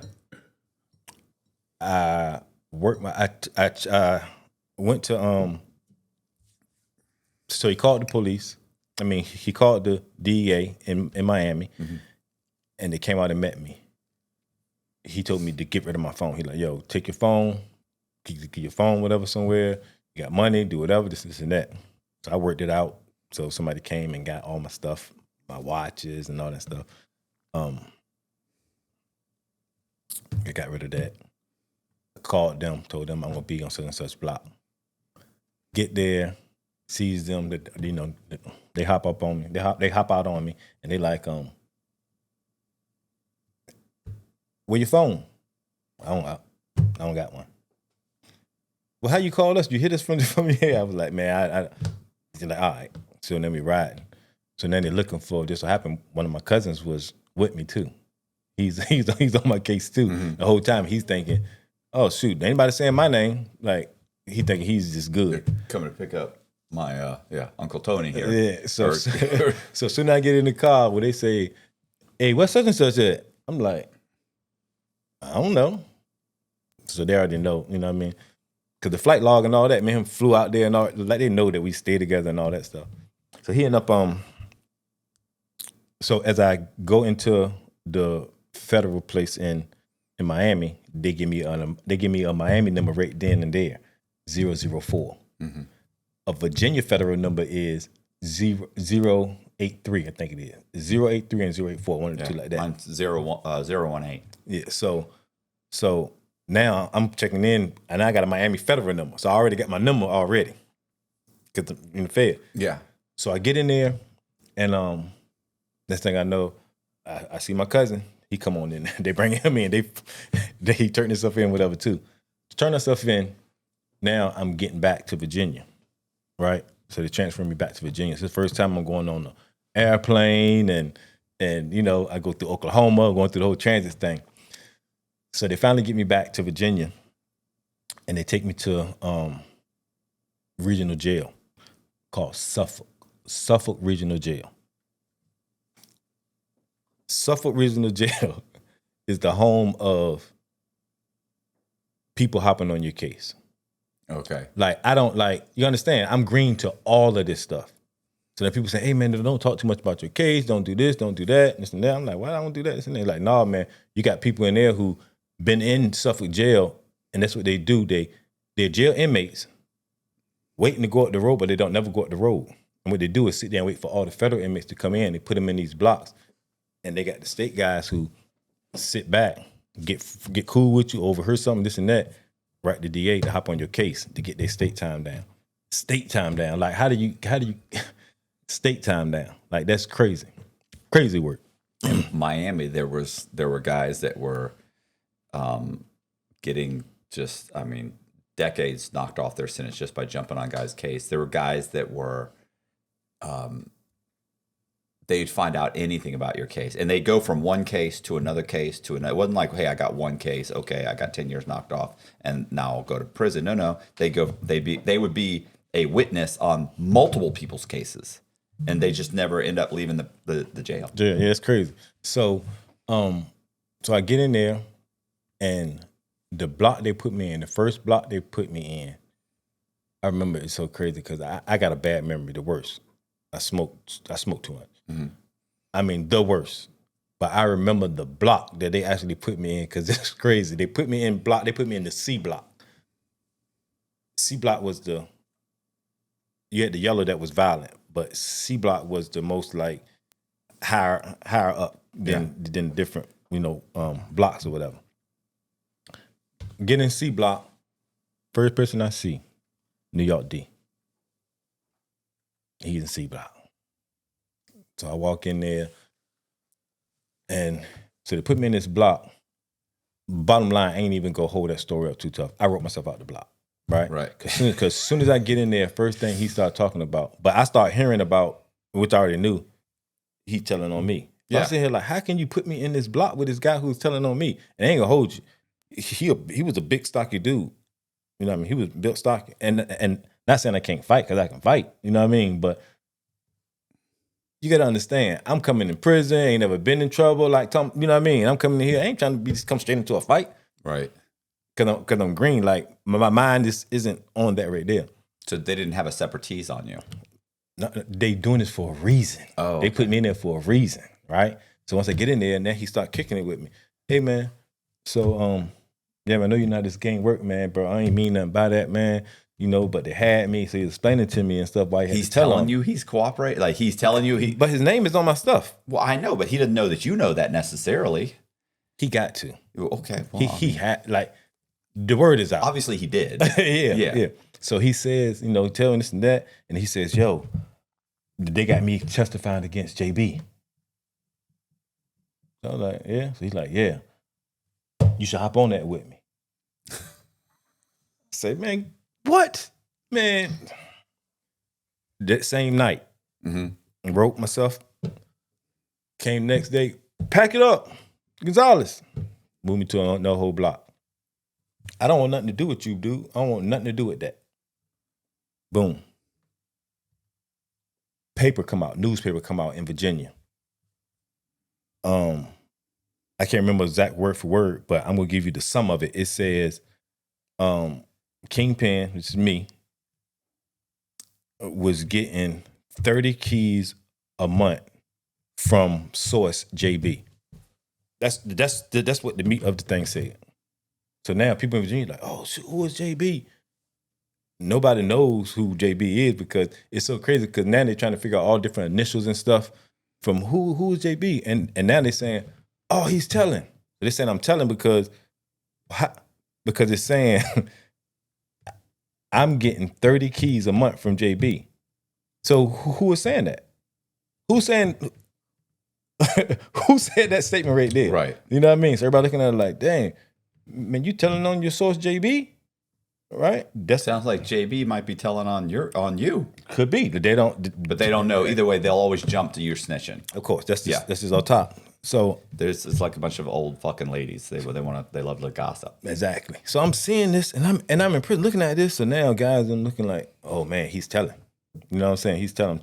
Knowing that I just seen the guy, New York D, telling me he want me to hop on the case with JB. I'm saying like, yo, the government is like, they setting me with the newspaper. They all in it together. They setting me up. You know what I mean? Because they thought I was gonna go ahead and jump for that right there. Mm-hmm. But remind you, I'm still thinking, one, that I'm gonna get a bond, And two, I don't need to do all of this stuff. Well, I ain't doing none of that.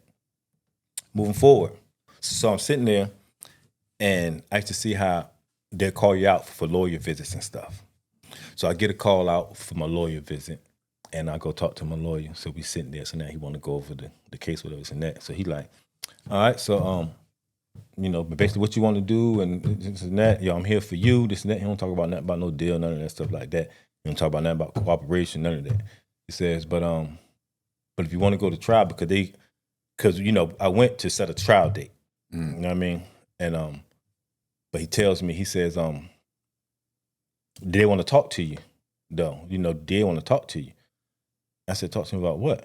Because you already know off top, I don't care what you try to do, as far as I'm not telling. Like, you know what I mean? I don't got no room to tell. That's not even a consideration. Right. You know what I'm saying? So I said, so what we gonna talk about to see where we gonna meet at to, you know what I mean, get me 10 years, get me whatever. I signed whatever it is right now. You know what I mean? This and that. He said, oh, dang, you don't think about getting 10 years, man. He said, you getting charged, he said, you got CCE, 848. That's like, you got a RICO. Like, you already know for a fact, if I get you getting 30, I think it was, I was reading it was 30 to life. Now, you know how that goes based off of your trouble and all this and all that. So I'm already like, okay, well, I'm gonna be good. I don't got no record. It's still 30. Yeah, but I'm just thinking I'm still gonna get 10 years some kind of way because I don't got no record. I don't know how you're gonna look at it, but I'm thinking my levels, this is why I did my PSI on that, my levels is gonna be down enough. But no, he like, yeah, do you know what make it go up? In the newspaper it says $10 to $20 million drug ring, brother. Them drugs is piled on, so that weight takes your category up. Mm-hmm. You know what I mean? So them two guys right there, I'm like, yo, well, they the kingpins. He's, nah, brother. They made you. Yeah, you're the kingpin. The kingpin. Even though you getting drugs from however it is, they just made you a kingpin by the amount of drugs. That's where they get that from. I'm like, damn. So I'm like, so if I go to trial, what leg do I have to stand on? I'm just being real. Like, what leg do I have to stand on? He says, man, I'm gonna tell you the truth.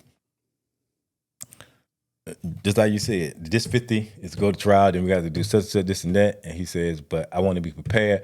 The only thing I figured that we can go in and do is try to chase the money and saying that you had enough money and then we could try to figure it out, that angle and the whole nine. I said, I'm like, but he like, but the reason why I'm calling you down here though is because they still thinking about indicting your family member. So you don't have no kind of leverage at all to be talking nothing unless you go ahead and you want to fight this. And I said, well, my mother and my aunt is the only ones who really like hustle. I said, my sister and my wife, they don't know nothing about drugs, being around drugs. Like, the only thing my wife even did, or probably my sister, was count my money back in the day, this and that. But they don't get into that. Yeah, that doesn't matter. Yeah, but yeah, and I can't just fight just for them two. You're on the misconception that it's fair. Yeah, and that they're concerned about justice. That's not what they're concerned about. Exactly, they want to win. That's the key word. They want to win, right? Mm-hmm. So now I'm sitting back and I said, so you mean to me I got to fight for my life then? He says, yes, you got to fight for your life. And he said, and I'm going to tell you this right here. He said, you could be in for a fight if you want to go to trial. I said, well, what do you recommend them doing? He said, I'm going to tell you this right here. He says, they want something. I said, well, what they want? I said, because I ain't trying to tell them nothing. He said, I don't stop you right there. We already been down that line with them. We don't got to worry about that right there. He said, because they don't want nobody under you.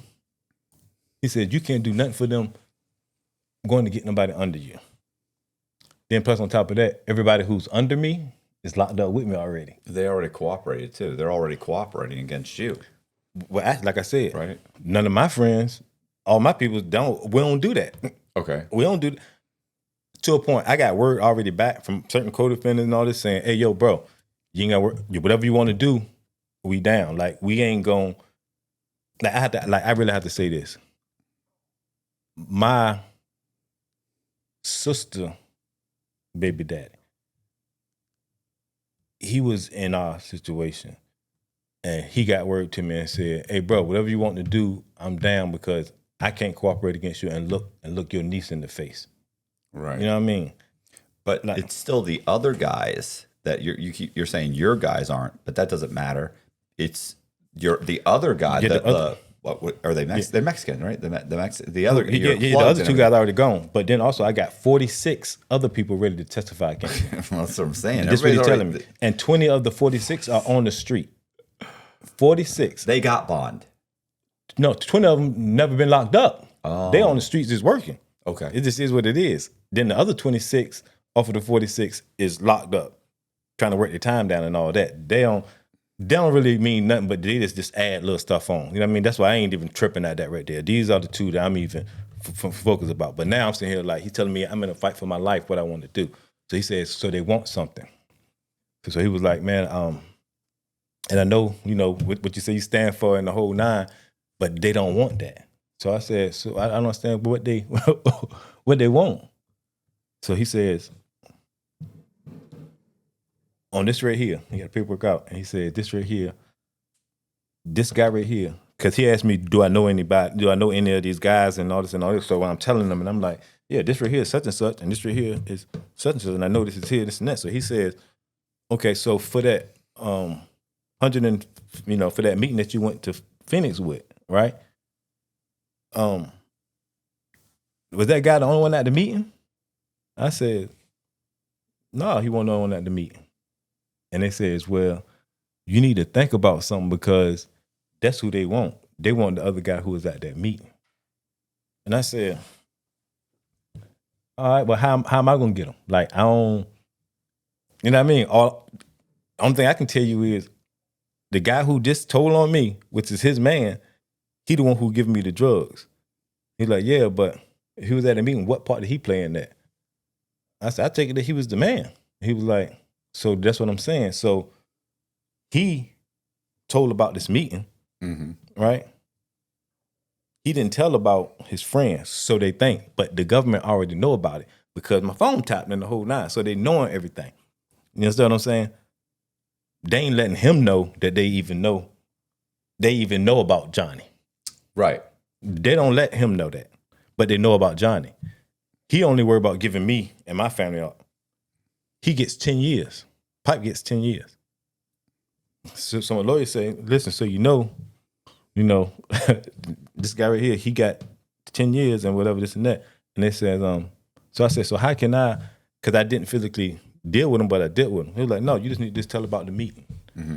You tell about the meeting, that's what, what you got going for yourself. I said, so let me tell you, if I tell about the meeting, they won't bother my family and stuff. He said, no, I get them to give you immunity. I get them, all the women, we get all them immunity. I said, okay. So I said, so that's all I got to do is just tell about the initial meeting. Right.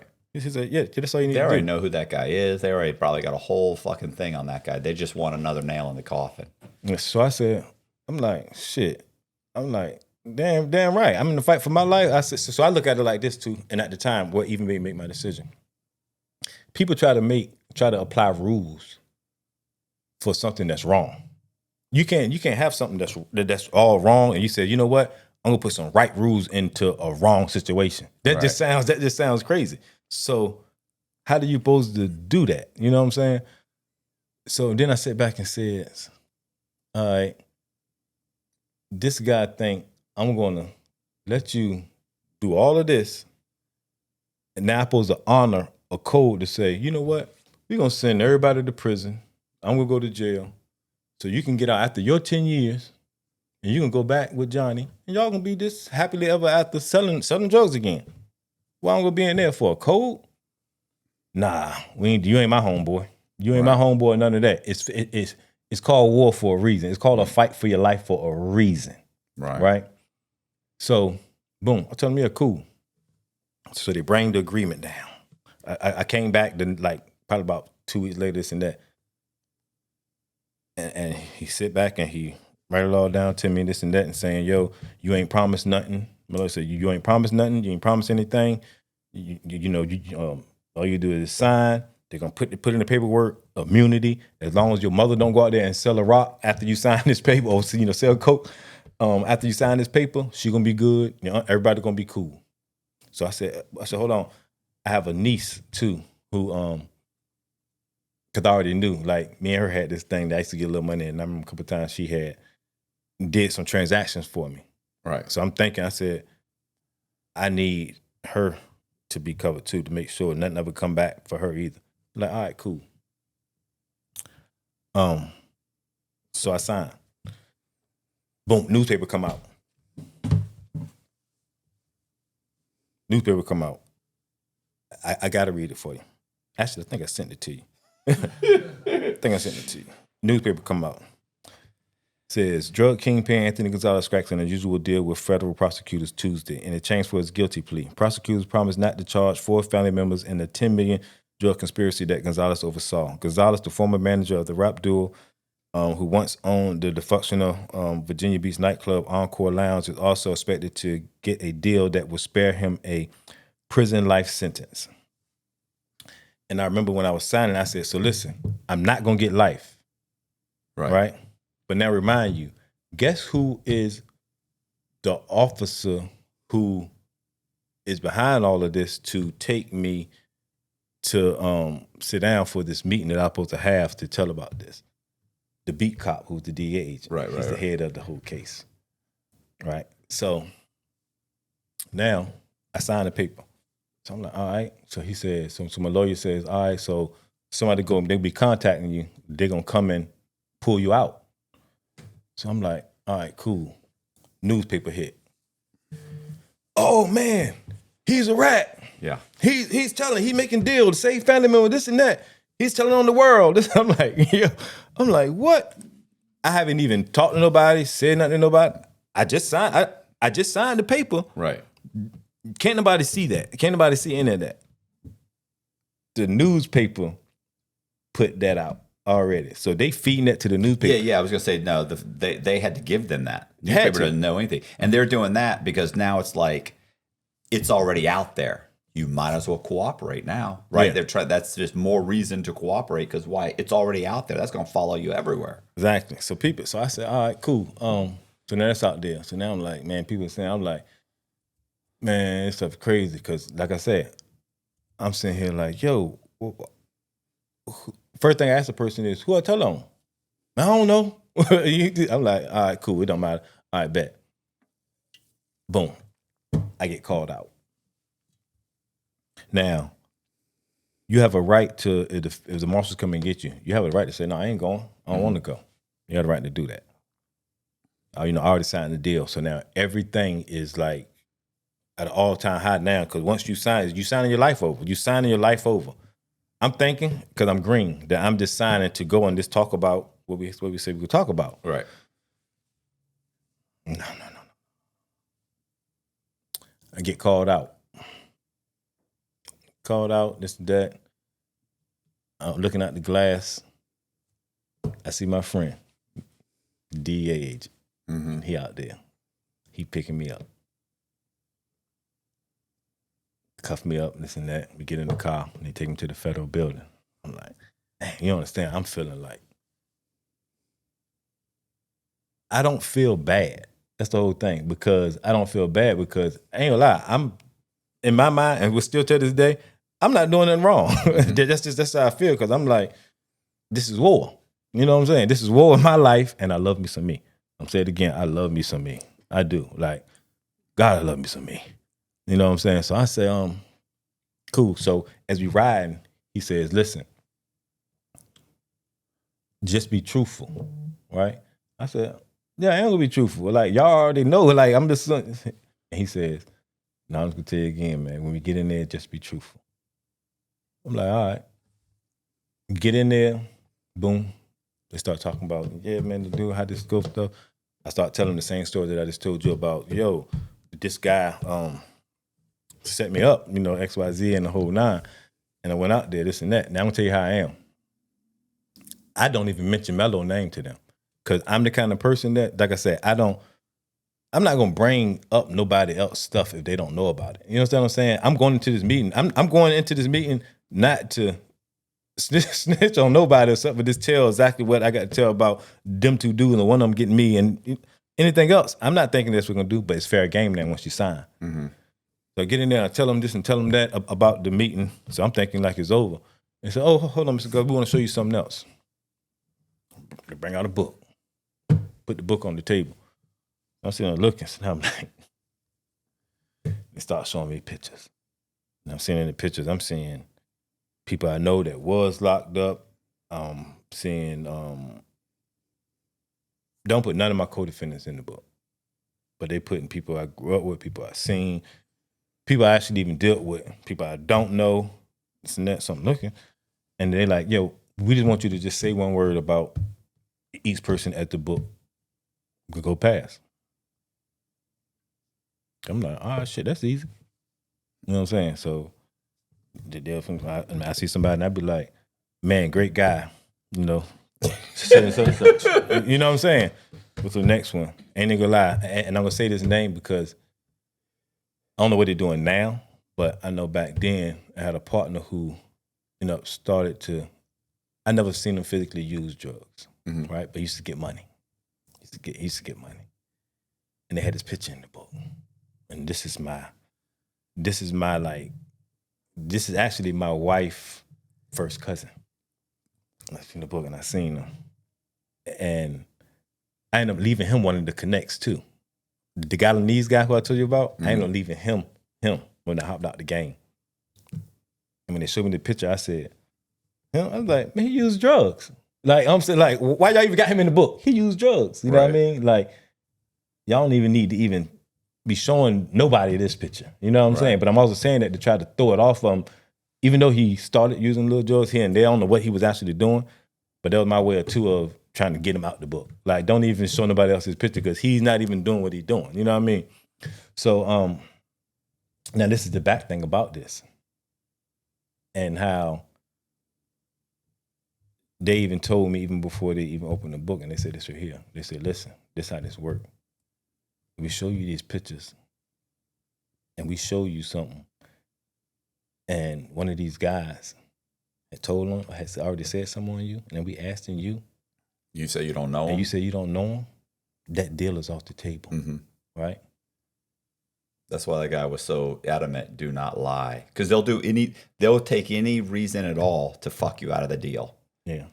So me knowing that, I still had to take my chances on that alone by not saying, they're one of these dudes did get caught overnight. They're one of these dudes, you know what I mean? So I only want to say I lied because I just didn't tell them what they wanted to hear. You know what I'm saying? And it was crazy because when we even got back in the car, you know, the officer said, he said, man, I know you lied. But I'm looking like, I ain't lie. Y'all want me to say something, one thing about the person, so that's why I even couldn't get in trouble because he know everybody. He know everybody by name. He know everybody's family. He was a cop for years out there. Yeah. You know what I mean? So he know all us. So he know that such and such probably sold a little bit of drugs. Such and such did this. You know what I'm saying? But they was only doing that because they had nothing else. So I ain't getting in trouble for that. You know what I'm saying? So everything was on the up. So I get back and I'm feeling good about it because I'm like, all right, cool. I'm gonna get the life off me.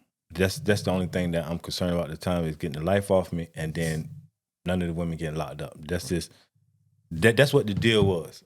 Are you still thinking federal? Are you still thinking 10 years? Are you thinking I might get? So when I asked him that, and he says that that with the deal it's structured that I'm not gonna get life, but they still got to stick with the guidelines. Right. So when I finally got everything, you know, came back and all that, and it came back to the certain numbers. And the bottom end was 384 months. And that's the name of my book. And that's the reason why I named the name of my book that 384 months, the sacrificial lamb. And that's the name of my book. So I figured when he says, yo, you should get the low end, you know what I mean, which is the 384 months. So I'm like, all right, cool, because I'm also knowing that once they say it, I'm figuring life is life, life is life. So I'd rather have a number to come at to. I'm 32, 33 at the time. That's still like, I still figure out, you know what I mean, have it fall I mean, it is what it is. You know what I mean? I can breathe because I'm looking at it like I'm not gonna be looked at. Just I'm thinking I'm not gonna be looked at as a snitch or a rat. Definitely not. I shouldn't be. That's what I'm thinking anyway. Mm-hmm. You know what I'm saying? But stuff just don't work that way. You know what I'm saying? But then I'm like, all right, I can sleep good at night knowing that they gonna be good. If you sleep hot at night, you know how disruptive that can be. Whether you're having trouble falling asleep, you're waking up sweating in the middle of the night, or all of the above. That's where Ghost Bed can help. As the makers of the coolest beds in the world, Ghost Bed is your go-to for cooling mattresses, cooling pillows, and cooling bedding. From their signature Ghost Ice fabric to patented technology that adjusts to your body's temperature, every Ghost Bed mattress is designed with cooling in mind. So whether you want a plusher mattress that cushions your shoulders and hips, or a firm option with exceptional support, your Ghost Bed will keep you cool and comfortable all night long. When you purchase a Ghost Bed mattress, your comfort is guaranteed. You can try out your mattress for 101 nights, risk-free, to make sure it's the right fit for you. Plus, they offer free shipping, and most items are shipped within 24 hours. If you're not sure which Ghost Bed is right for you, check out their mattress quiz. You'll answer a few questions and get a personalized recommendation. Even better, our listeners can get 50% off site-wide for a limited time. Just visit ghostbed.com/Cox and use the code COX at checkout. Again, that's ghostbed.com/Cox with the code COX at the checkout to save a whopping 50% off site-wide. So now I end up getting sentenced. So I go to court, and judge come back 384 months, right? So when I even saw it, I'm like 384 months, and I'm looking up, and it was like fog. Even though I remember seeing the numbers and saying, yeah, he give you the low end, and I saw all of that, it still didn't hit me. He said 384 months. I'm still thinking, okay, 384 months. Yeah. 384, like months. I ain't thinking that. I look back at my wife, and she got a calculator. She like, I'm looking like, what? 32 years. And I remembering the judge when he get to me, and I'm leaving out of it, I'm going back, and everybody's, it was like a club scene. People like, we love you, Geezy, because people call me Geezy. Mm-hmm. We love you, Geezy. And I'm walking out, and I'm like, as soon as I turned the corner, crying. I'm like, man. And that was the last time I seen my lawyer. We go in the room, and he's like, yo, how you feel? I'm like, man, like, this is crazy. And he like, man, just everything is good, man. Just be patient. That's what he said. You just be patient. I'm like, just be patient for what? Like, what the? He like, man, listen, just be patient. I'm like, I don't know what the hell that means. He means wait a year so you can't file a 2255 against me. Yeah. So I'm like, dang. So now I'm thinking, okay, well, am I gonna be able to get back any kind of way? And they're like, you pled guilty. You signed guilty. You ain't getting no appeal or none of that. You know what I mean? So that would be the only way that I would have to go, right? So I'm like, man. So now I'm trying to get my mind wrapped around this whole 32 years thing. Boom. One of my homeboys. So I ended up staying in the county for 18 months. I'm feeling like y'all trying to put me on some Suffolk type, from Suffolk, people standing in there, right? So I'm like, wow, I'm here for 18 months. Yeah, usually within 2 weeks to a month, you're on your way to your destination. Exactly. Boom. Homeboy. What year was this? 09. Yeah, you should be gone. No. I was thinking maybe it's COVID but no, okay. No, 09. So I said, so I get a homeboy. He come back from court. He go to court. Because I end up going from Suffolk to Chesapeake. I end up ready to get in a fight with some guys, right? And it's so crazy because this was the reason I ready to get in the fight, the same reason what I'm going into. They sent me over to Chesapeake. And so now I'm over there. And one of my homeboys, he goes to court. He come back. He says, hey, man, they picked up Big Daddy. I said, they picked up Big Daddy? He's like, yeah. I'm like, wow, that's crazy. They're getting, they're screwing up all the big time, you know, because it's like it was a couple of guys out there, like it was about 3-4 crews that was out there in Virginia who was getting it. You know what I mean? I wasn't the only one who was getting it. You know what I mean? I probably was the only one who was getting it for cheaper or from another, you know what I'm saying? Like country, however, this and that.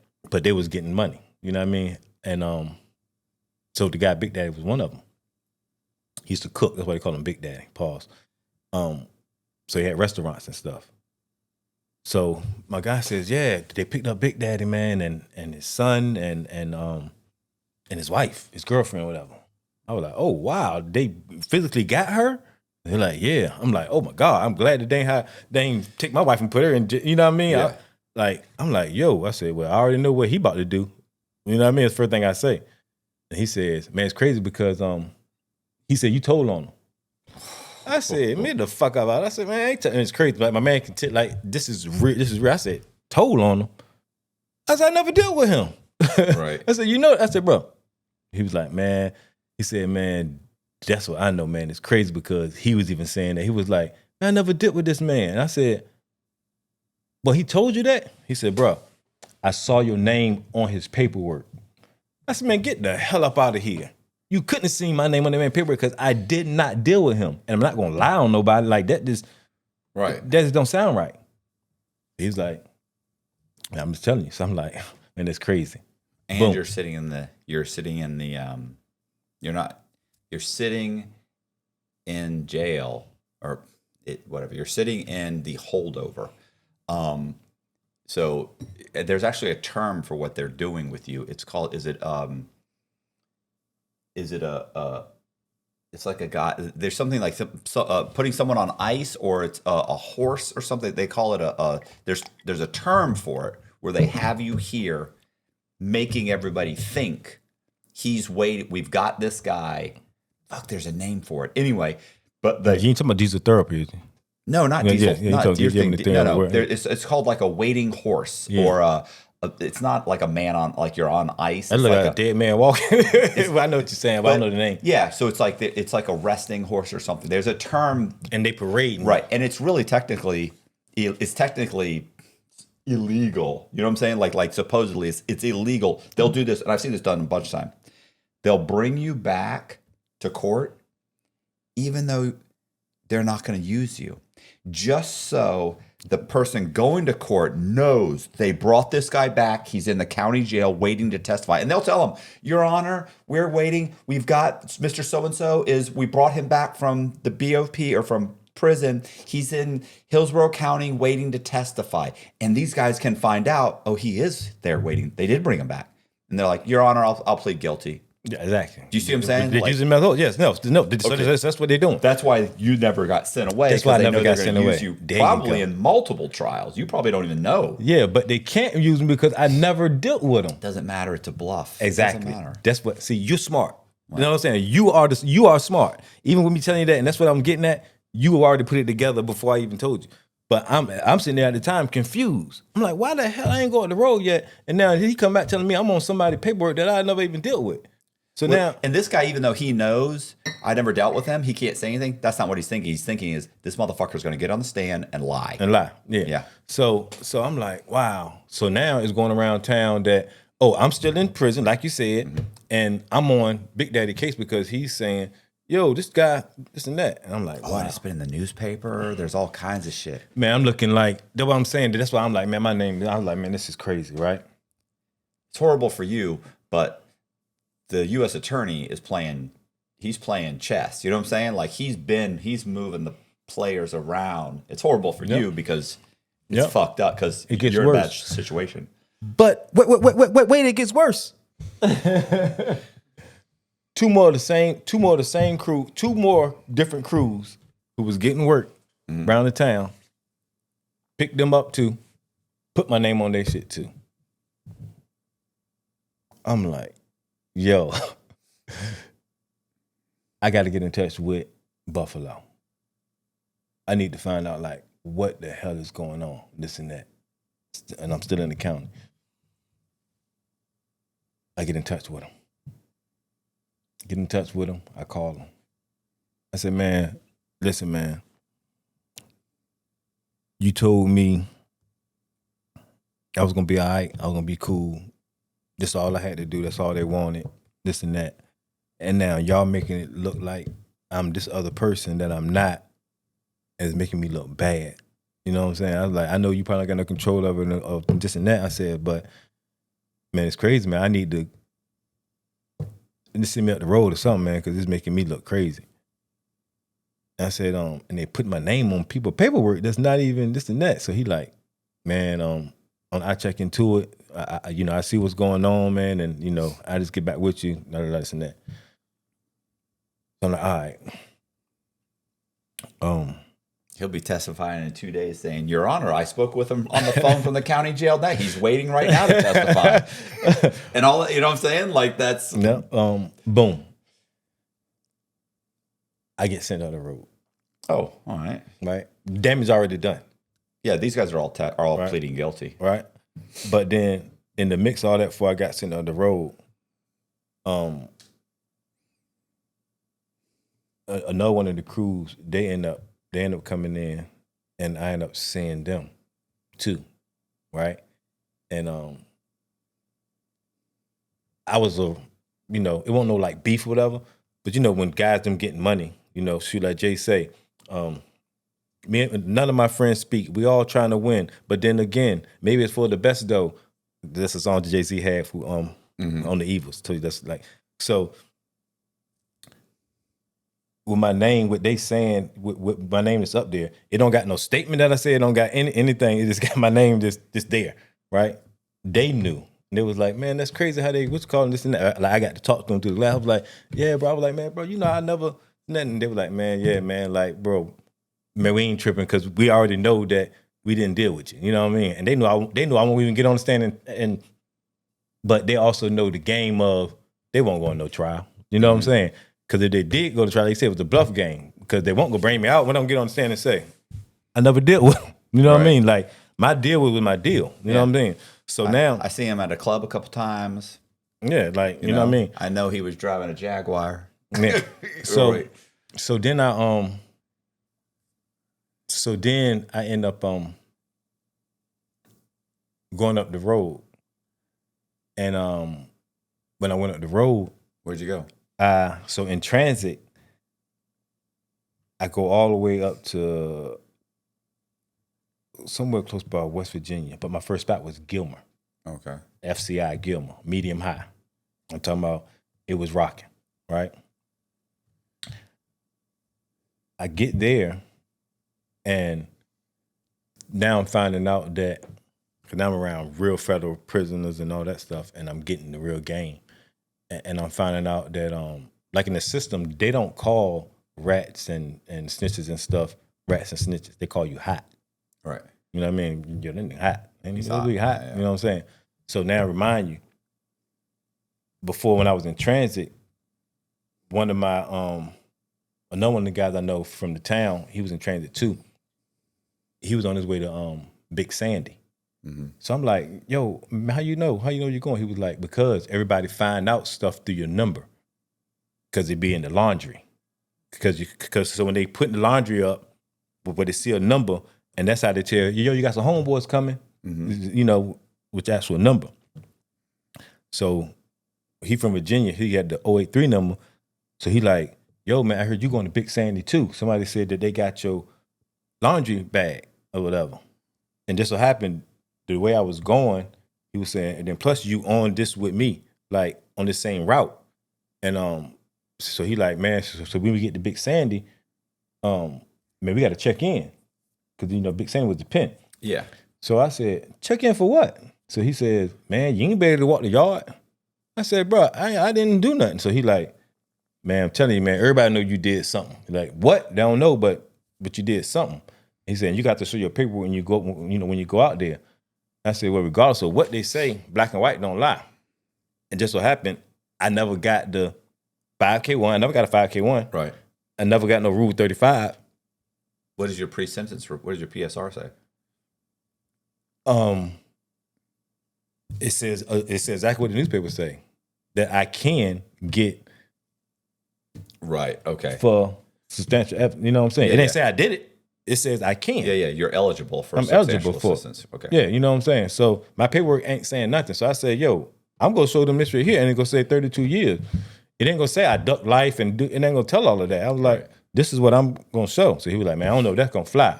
But I'm saying like, yo, don't put me in the same category with you, my dude. Like, you know what I'm saying? So I'm like, so he's like, man, all right. Boom. We get on the airplane, this and that. Oh my God, on the bus that time or not. They take me to Gilmer. Right? So I'm like, I did duck the pen. Right. Right? But as soon as I get on Gilmer, riot. Right. Pisces fighting Serenos. Biggest ride in when did I get up there? 9, 10, 11. I think I might have got there 2012. Biggest ride. When I tell you, I'm on the yard, even though at the time, I'm seeing people pulling knives from the ground. Oh, I'm like, yo, man, it's crazy. Bottom line, they end up locking down the whole prison. Took 2 blocks and put the Serenos in one, the Pisces in one, and took Tango Blast and sent them off the compound. So then the compound is locked down. We on lockdown for a minute. Then finally, they started to let us go out. And then when they got to eat, we'll be locked down and they will let all them out. I'm sitting here like, yo, what the hell did I get myself into? Right? And you just started. And I just started, and I got 32 years. I don't got nothing that's saying I'm going home in no time soon. Mm-hmm. My mind ain't on no, hey, I cooperated. I get a time cut. Yeah, I'm just waiting for them to file my Rule 35. Yeah. If I do get one, but I don't know nothing about that. My lawyer never tell me, hey, you could be getting the Rule 35, this and that. Only thing I'm going on is I got life off, and I'm signing for the bottom of of the guidelines, which is 32 years. It's 32 years. Your lawyer did you a real disservice, by the way. You know what I'm saying? Like, he didn't prepare you for anything, but he's just hoping to get you off his plate and move on to the next client, victim. So this was the thing though, because he ended up being my guy. Okay. He ended up being my guy. So this was the thing. So now I'm moving. 5 years, 3 years had passed at the time. And I'm like learning the game of being in prison. Seeing people come, seeing people go, seeing people pack out, seeing this, knowing that once you pack out, and you're like, yo, if you ain't never seen the library, never seen me working on your case and you packing out, oh, you hot. You know what I'm saying? I walk past every now and then, I probably heard somebody say, man, ain't he hot? And I look like, damn, is he talking to me? Because if you said that, now you got to prove that I'm hot. Mm-hmm. Can't nobody prove none of that. You know what I mean? So it's like, you know what I mean? So they opened up a new spot in Berlin, New York, upstate. So I go through Embassy Brooklyn for a while, this and that. We go up there. I go open it up, me and another one of our partners. In that bid right there, within about a year, they say, pack it up. Tell me pack it up. I'm like, pack it up. This 5 years later, I'm in 5 years. I'm like, where the hell I'm going? Get on the plane, this and that. They don't tell me where I'm going. Most of them don't tell you any of that. Shit. So when I heard people saying, yeah, man, they told me I was going here. No, they didn't, right? They told me they know whatever, this and that.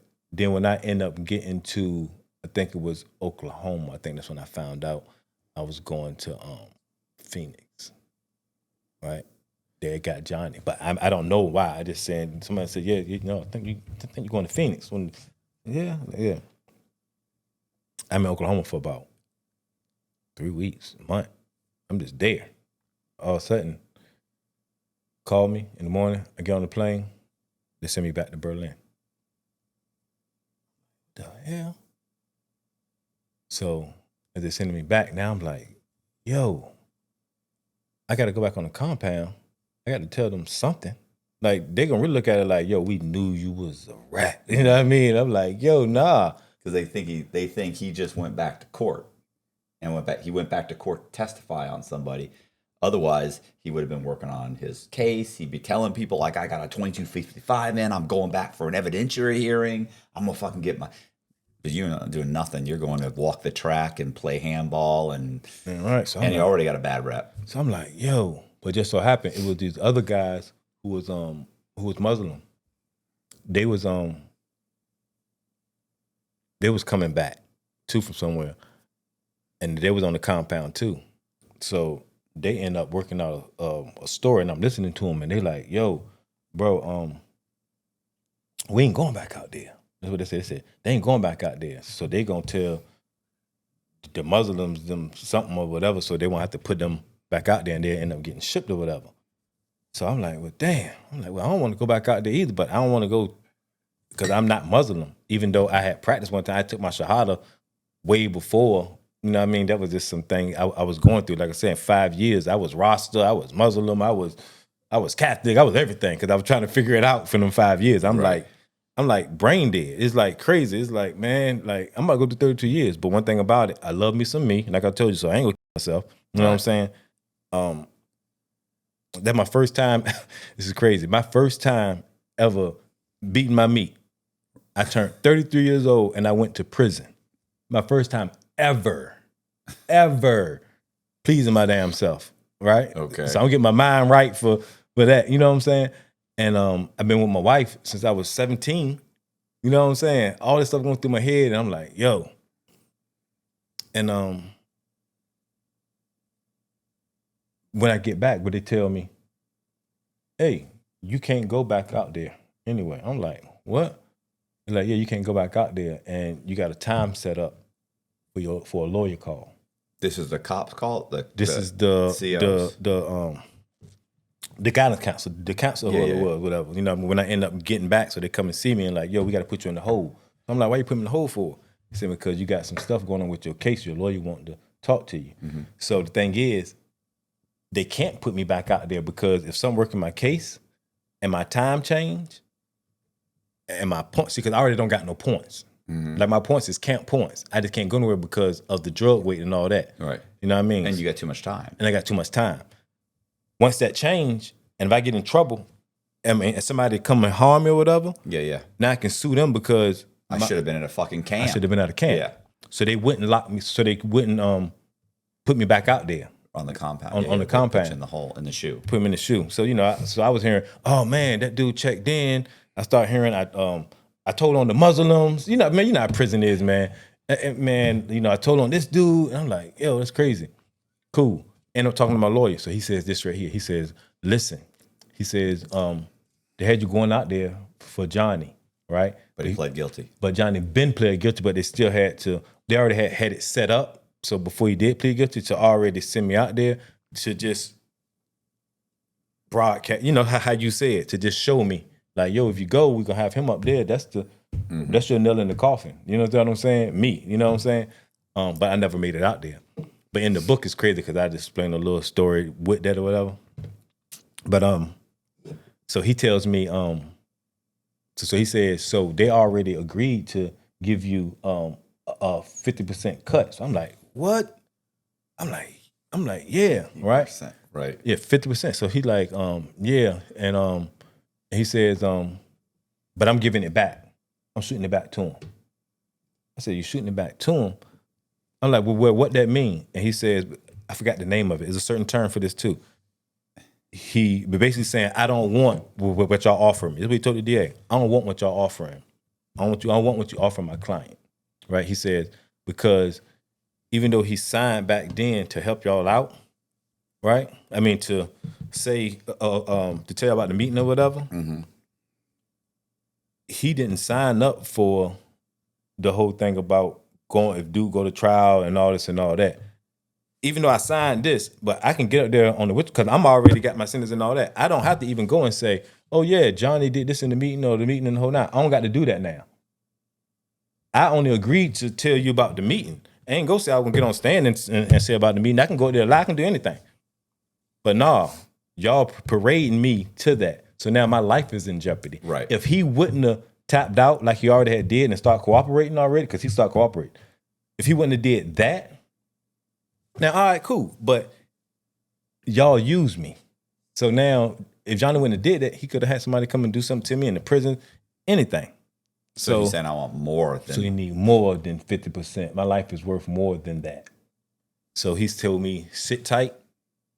and we're waiting for the lawyers and them to call it. So all right, boom. I end up getting him to get the DA, the guy who used to be the cop. Yeah. Buffalo. And I wrote him a letter. And I told him in the letter how he made me look. That you ain't do nothing. You everything you said you were gonna do, you ain't protect me like that. You made me look like something that I'm not. Yeah. You made me look even worse. Worse. Why? By the grace of God, my lawyer, his name was Freeman. He's one of the top judges. He ended up retiring or going to senior judge. He ended up something high or whatever. You're a lawyer? Not my lawyer, my fault. The judge. The judge. He ended up not being the one to rule for my reduction. For my reduction. He wasn't my judge no more. For what reason? He moved on to a senior judge. Yeah, whatever. Appeals court or whatever. Yeah. So they had this lady, black lady, took his place over mine. The DA, the DEA, who I told you about, childhood cop. Yeah. He cool with the lady. And he wrote a letter to her. And my judge, and my lawyer, he did his work, this and that. About 3 months later, I'm in the hole, and I get a letter. Oh, they didn't bring you back. They didn't have to bring. No. Sometimes they'll bring you back. Oh, for real? Yeah. You know, and I open up this letter, and the letter it said 75%. How long you been locked up? I was locked up 5 years at the time. That's 5? Yeah. Because I was gonna say a lot of this, it might have been another year going by. Yeah, I want to say probably it might have been another year. He can, give or take. It takes months and months and months. You know what I'm saying? You've been saying 5 years for, yeah, and then you're like 3 months, 2 months, a month. Okay, well, it's 6 years now. Yeah. But because I just remember, how I remember because I had by the time when that letter came, yeah, and they sent me to Fort Dix.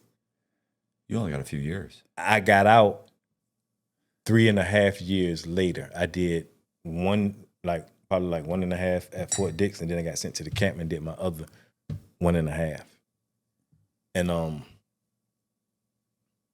I went to it took me to 10 years. Man, I was like, oh my God.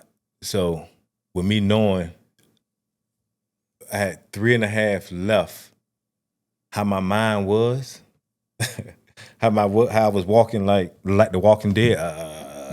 That's how I feel like I was walking around the whole prison, bumping into stuff, like crazy. And it's like I woke up, like, yo, I got 3.5 years left. So now my mind going into I'm about to go back to society now. So I didn't get a chance to really bed them first 5 years. You know what I mean? It's like 3.5 years I had to get my life right. Right. Before I So it was like 5 years, go back into 6 years of depression. Exactly. 3 years of emotional stress, right? Oh, the 3.5 years? No, the 5 years okay. was straight emotional stress. I was gonna say that the last 3 years I'd have felt like fucking. But this is the whole thing though. Moving forward, what got me, right, is it was a thing of even before then, in Gilmer, what I learned in Gilmer. It's like the Eminem effect, right? I'm not trying to justify nothing because I can care less if you like me, want to deal with me or talk to me, this and that. But one thing about prison, what prison taught me is, like when you go and showing your paperwork and you're showing this kind of stuff like that, you're showing people this so you can show them who you are, right? Mm-hmm. So I just believed in, I'm going to tell the truth. I'm going to tell the truth of exactly who I am because this is who I am. See, it ain't no action and cut with me. You know what I'm saying? I don't got to put on a different costume. No, I am who I am all the way through the board. You know what I mean? That's why I feel like when person say, oh man, I don't feel like I can trust you in any kind of way because of that situation. Right. It's like, really? Are you sure that I'm that person that you want to trust? Because I'm the person that tells the truth. I'm the person that's honest, that's going to be like, yo, this is who I am. Another person coming in another kind of way, that's not who they is. You know what I'm saying? So So I'm like, I used to stand on it. I used to stand on exactly what I did. You know what I'm saying? Like, it is what it is. So like, if somebody come and say, "Oh man, I heard this," yeah. If you want to know the story, I can tell you the story. But exactly what you asked me, did I? Yeah, I did. Because now that stops the talk. You know what I mean? I said it for you. You know what I'm saying? Like if I said it for you, I had to learn how that don't bother me. Once I learned how to just say it for me, nothing you can say to discourage none of this. You can talk about the way I talk, the way I speak, the way I anything. My mind is trained to I don't care. Right. You know what I'm saying? The same way when I saw your interview with Vlad, you said, "Man, I don't give a fuck about that gangster shit." Yeah. I felt that shit. I'm like, "Yo, dude is real." You know what I'm saying? Because you're real with yourself. You know what I mean? And you're successful right now. You know what I'm saying? On the simple fact, they don't care about your past or this and that. You're successful because what you have is supply and demand. Right. You understand what I'm saying? When people don't need you, then they can be easy to say, "Oh man, you this and you," and even as a lie, it don't matter. They can call you whatever they call you because they don't need you. But when you have something that a person needs and wants, it's a whole different story. You know what I'm saying? Right. But I so I just used them last 3 years so wisely into trying to create what I'm doing now. But the back thing to that is, it's like I got out so fast after that. When I came home, my mind still ain't right. You know what I mean? Because I didn't. Those first 5 years flew past me. And when your mind ain't right, you know what I mean? I only had 3 years to try to get to where I want to be. You know what I mean? As far as mentally. Right. But now coming home, I feel like, I only did 3.5 years. Right. Yeah, right. You know what I'm saying? So,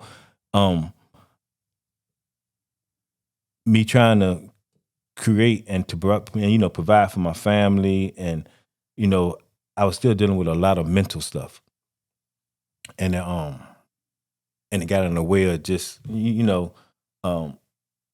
being who I wanted to be. But now, a couple of years later, it's like my business is doing good. Man, I got 3 daughters who, one just graduated college, North Carolina Central. The other one is a sophomore in Central this year, and then my oldest, she work out of school, guidance counselor. And when I left, man, they was like 3, 5, and 10. And I look at it like, out of all the stuff that the feds took from me, and the homes I had, like a home in, like I say, Miami, had a house in Atlanta, a house in Virginia. They took that. They took the Bentley, took the S550. They took so much stuff, but one thing they didn't take my family, and that's what I'm still with. Like man, it's just amazing, man. You know what I'm saying? So that's why I feel now with what I started with the trucking thing. Did you know you were going to do the trucking thing when you were locked up? Did you think that's what you were going to get out to? Like, did you, while you were in there, did you think, hey, what can I do when I get out? Or did you think you were going to go back to drugs? Or did you think, no, here's my plan? No, well, I knew. Do you have a game plan? Well, I knew I wasn't going back to drugs because, so my whole thing is this. Like I said, the reason why I say I love me some me, because dealing with drugs, conspiracy is 2 people, right? And I learned that in the drug game, you got to buy from somebody and you got to sell it to somebody. That's too many people for me. Yeah. I can't win. You know what I'm saying? Like, you don't know who getting quote overnight. You don't know who going, you know what I mean? I can't trust people. You know what I mean? Now, you could be a farmer. You could go grow it and sell it. Then you'd eliminate conspiracy. Well, then it'd be manufacturing. Yeah, listen. So my whole thing is this right here, even when I even talk to people or tell somebody something. It's 2 ways to sell drugs, right? That you can't do. And that's not do it. Or look beside you, right? Because 9 times out of 10, that person beside you gonna get you jammed up, or you're just gonna be selling to nobody because it's made for you not to win. You know what I'm saying? And then people take it on like robbers and killers and people who do all this bad stuff. When it comes to that, that's not part of the game. You understand what I'm saying? So like a person can break in your house, take your money, shoot somebody. Oh man, that was a real nigga. He crazy. You know what I'm saying? But a person can go and do a cooperate or anything, and it's like, oh man, nah, man, you can't do that. That's bad news. But the person who just robbed you and took all your money and stuff, that should be bad news. You understand what I'm saying? So it ain't no rules to this thing. You know what I'm saying? Now, my whole thing is this right here. I just don't get down with the whole simple fact of somebody bringing up other people in their cases, bringing them in that they don't know nothing about. And you physically, if I would have really did what people think I did, you know what I'm saying, on how it's portrayed or whatever, you know what I'm saying? Like, that's like, but like I said, to each his own, you know what I'm saying? Like, I don't judge nobody, especially now, because in that world, you supposed to not like snitches. You're supposed to not like somebody who thought about cooperating because you don't know if you can trust them or not or whatever, this and that. But this is the thing. I don't get mad if somebody in that drug world say, man, I ain't messing with him. Because it's like, why do I want to mess with you? You understand what I'm saying? Like I'm gonna put it this way right here. People get this messed up and misconstrued when it comes to a person who snitched, right? And the stand-up guy, right? Because the stand-up guy, everybody say, oh man, he real, he stand up, he this and that. The whole time that stand-up guy was in there, anybody do nothing for the stand-up guy, right? Nobody does anything for the stand-up guy, right? Stand-up guy come home. First thing they want to do is do a tweet. Oh man, he's stand-up, he did 30 years, this and that. Might even come and give him a little bit of money. Yeah, man, take this chain, stand-up dude. You ain't teaching the stand-up dude nothing. You ain't glorifying the stand-up dude. You know what I mean? You showing little teeny stuff, but you're not really going to educate the stand-up dude so he won't go back to prison. Because the stand-up dude, he the one who's supposed to make the snitch. Like, dang, man, I ain't going in there to go tell because you see how you treating the stand-up dude? I want to be the stand-up dude. You understand what I'm saying? But there's no huge benefit to being a stand-up there's guy. no huge benefit from being a stand-up, right? Well, the other thing is, the whole Omerta thing is that, you're supposed to take care of the stand-up guy in prison, his family. Like, there's all these things that you're supposed to do. What really happens is the stand-up guy goes to prison, you immediately go and rob his apartment, people immediately are trying to hook up with his girl. People, like, then they start talking shit about him. It's like, what was the benefit for me to do 30 years where the guy that cooperates goes to jail for 5 or 6 years or 10 years or 15, whatever it is. He's supposed to do 30. He does 15. He gets out.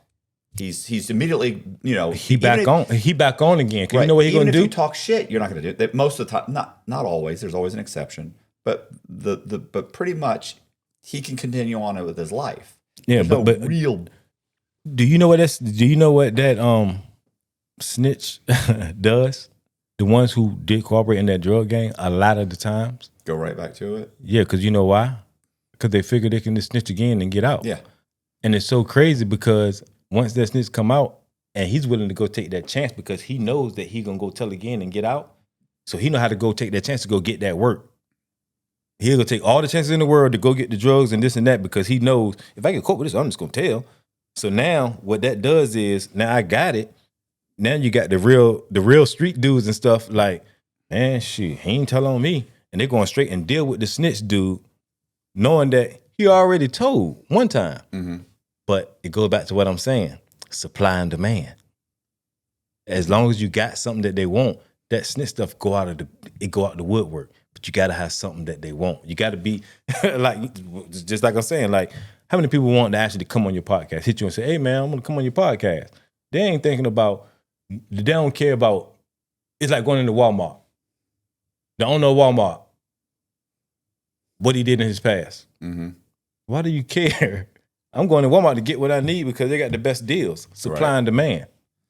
Yeah, I don't think I've had, but maybe I only heard of one guy that that decided not to come on the compound because I cooperated. One person out of everybody, and he says that I never even talked to him. He just, I heard through somebody else that he was going to come on the podcast. Oh, did I yeah, say yeah. compound? You said compound. I thought because prison. I thought you said. So you said No. podcast. I'm sorry. I heard through a mutual contact that he contacted me. He said, "Hey man, you know this guy? Fuck, I forget his name. It's something Red. He's like an ex-mobster." And he's like, "You know this guy Red?" And I was like, "No." He's like, "Yeah, you talked to him." And I was like, "I don't think so." I said, "I talked to a lot of people. I don't know. I'm bad with names." And he goes, No, he was going to come on your show, and then he heard you cooperated, and he wouldn't. He decided. He said he wasn't going to come on. I was like, no, I've never talked. I've never talked to anybody that said that to me ever. I said no. I said what probably happened was maybe he was going to come on, or he was through somebody else. He was going to come on, but I certainly didn't talk to him. And then He said nah. Then he said nah, bro. Fuck it. I looked into you. Fuck that. I ain't do it. Okay, well, whatever. That's cool. That didn't happen. I said, but it's very possible through somebody else that's what happened. Or maybe he was thinking about it, or maybe we exchanged some emails and he never told me that. I talked to 5 people, maybe 2 or 3 of them come on, and then, you forget to text them and they don't want to bother you. And He's a bad businessman. Yeah. He made a bad decision. He's a bad businessman. That's just a stupid thing to do. He's a bad businessman. But he's the only one person I know of that actually said, no, I'm not going to go on that guy's fucking podcast. He's a rat. Okay. No problem. That's it. Like that. I promise you, I'm not losing 1 ounce of sleep over. I don't even know who you are. No, but that's how I am. I'm like, so it used to be a thing I used to say, like when you got to say, oh man, I care what, I don't care what nobody says. You care what somebody says because you, to be able to speak that means you thought about caring what somebody said. You know what I mean? So like, even with me just talking about it, but I don't give a flying what nobody think about nothing, right? No, I have a goal. I need to get this goal. That's what I need. I'm gonna do whatever I need to do to get what I want out of life. But this is the thing, though. You are real with yourself, man. You know what I'm saying? Like for instance, I had when all that stuff was going on, actually, like when I came home, right? Mm-hmm. So I came home, right? This is a funny story. So I came home and I'm on Facebook, and it's this guy who put some paperwork on Facebook, right? And it had my name on it. It had my name on it and a couple of other guys, right? And it was actually one of the cases. Yeah, I told you they just threw my name on. You know what I mean? I know damn well, like I said, I never dealt with them. They ain't get from me and they ain't get from them. We got egos. You know what I'm saying? So the guy ended up telling me, so the guy put it up and it got these names and then it got these other names and it says how all of us was supposed to be going to testify against this group or whatever. So I get a call from one of the guys' names who's on there. So he said, hey man, he called me. Hey man, do you see the paperwork that's going around on Facebook? I'm like, nah. Man, they got our names on it. I said, all right, cool. He like, man, you ain't gonna do nothing? I'm saying, like, do nothing. I said, hold on. Dude, I'm not the poster boy for no rats, bro. Like, we ain't gonna do that. You know what I'm saying? Like, I'm not like you. You know what I mean? I said, but don't be calling me with that stuff, man. I don't care nothing about when nobody put out something because I know what I did and know what I didn't do. Like, all right. Boom. You know me, I go straight to Facebook now. Mm-hmm. I'm going to try to see, this and that. So he told me who did it. So I go look at it. So I'm looking at it and I'm seeing my name. One, they got my name spelled wrong. Right. They got Tony Gonzalez. My name ain't Tony Gonzalez. Right. My name is Anthony. So they got Tony Gonzalez and then they got Gonzalez wrong. Government don't make no mistakes like that. No. You know what I'm saying? So I'm already looking like... And all your paperwork is listed as Anthony Gonzalez, right? You know what I mean? So I'm like, okay, so this paperwork is fake. Yeah. All right, cool. So I'm looking down, I seen some other names I know, and I seen they got their names, some of their names spelled wrong too. Right. So I called the dude. I went in his DM, hit him. Yo, call me. Because I don't know him, but I know of him. Right. And he hit me, and he says, and I hit him, and I said, yo, bro, I ain't telling you to take this down. I ain't telling you to take it down. You don't got to take it down, bro. You can leave it up. I said, but I'm gonna tell you this right here. I said, my name. I said, you got my name spelled wrong on there. That's not how you spell my name. I said, so so the paperwork is fake. So you got some fake paperwork up. It's cool. You can lay it up. I'm not telling you to take it down. I says, but at the same time, some of the names that you even got on the paperwork on the other side, who y'all trying to make it seem like guys and them going to go tell on them, you need to do your homework on some of them guys. Because some of them guys not right. Some of them guys hot. You know what I mean? So, but I ain't calling them. I had DM'd them all that. Yeah. He sent me the number. Man, call me. I called him. He said, man, I took that joint on down, bro. He said, I found that, man, you right, man. Some people called me and told me to put it out there, man, and this and that. He was like, man, I should have called you first, bro. He was like, but I wouldn't have took it down. You know what I mean? So it was a reversed effect that I used for him to take it down. But I don't care if he didn't take it down. It looks wrong because my name's spelled wrong. So once I just go and say, hey, my name it is what it is. But me and that dude end up getting, real cool with him. But I just say that though to say,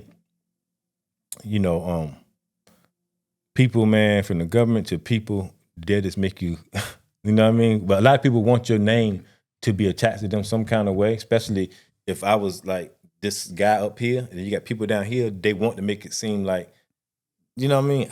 I'm telling them what they was getting from me, however it's gonna be to make themselves look bigger. You know what I mean?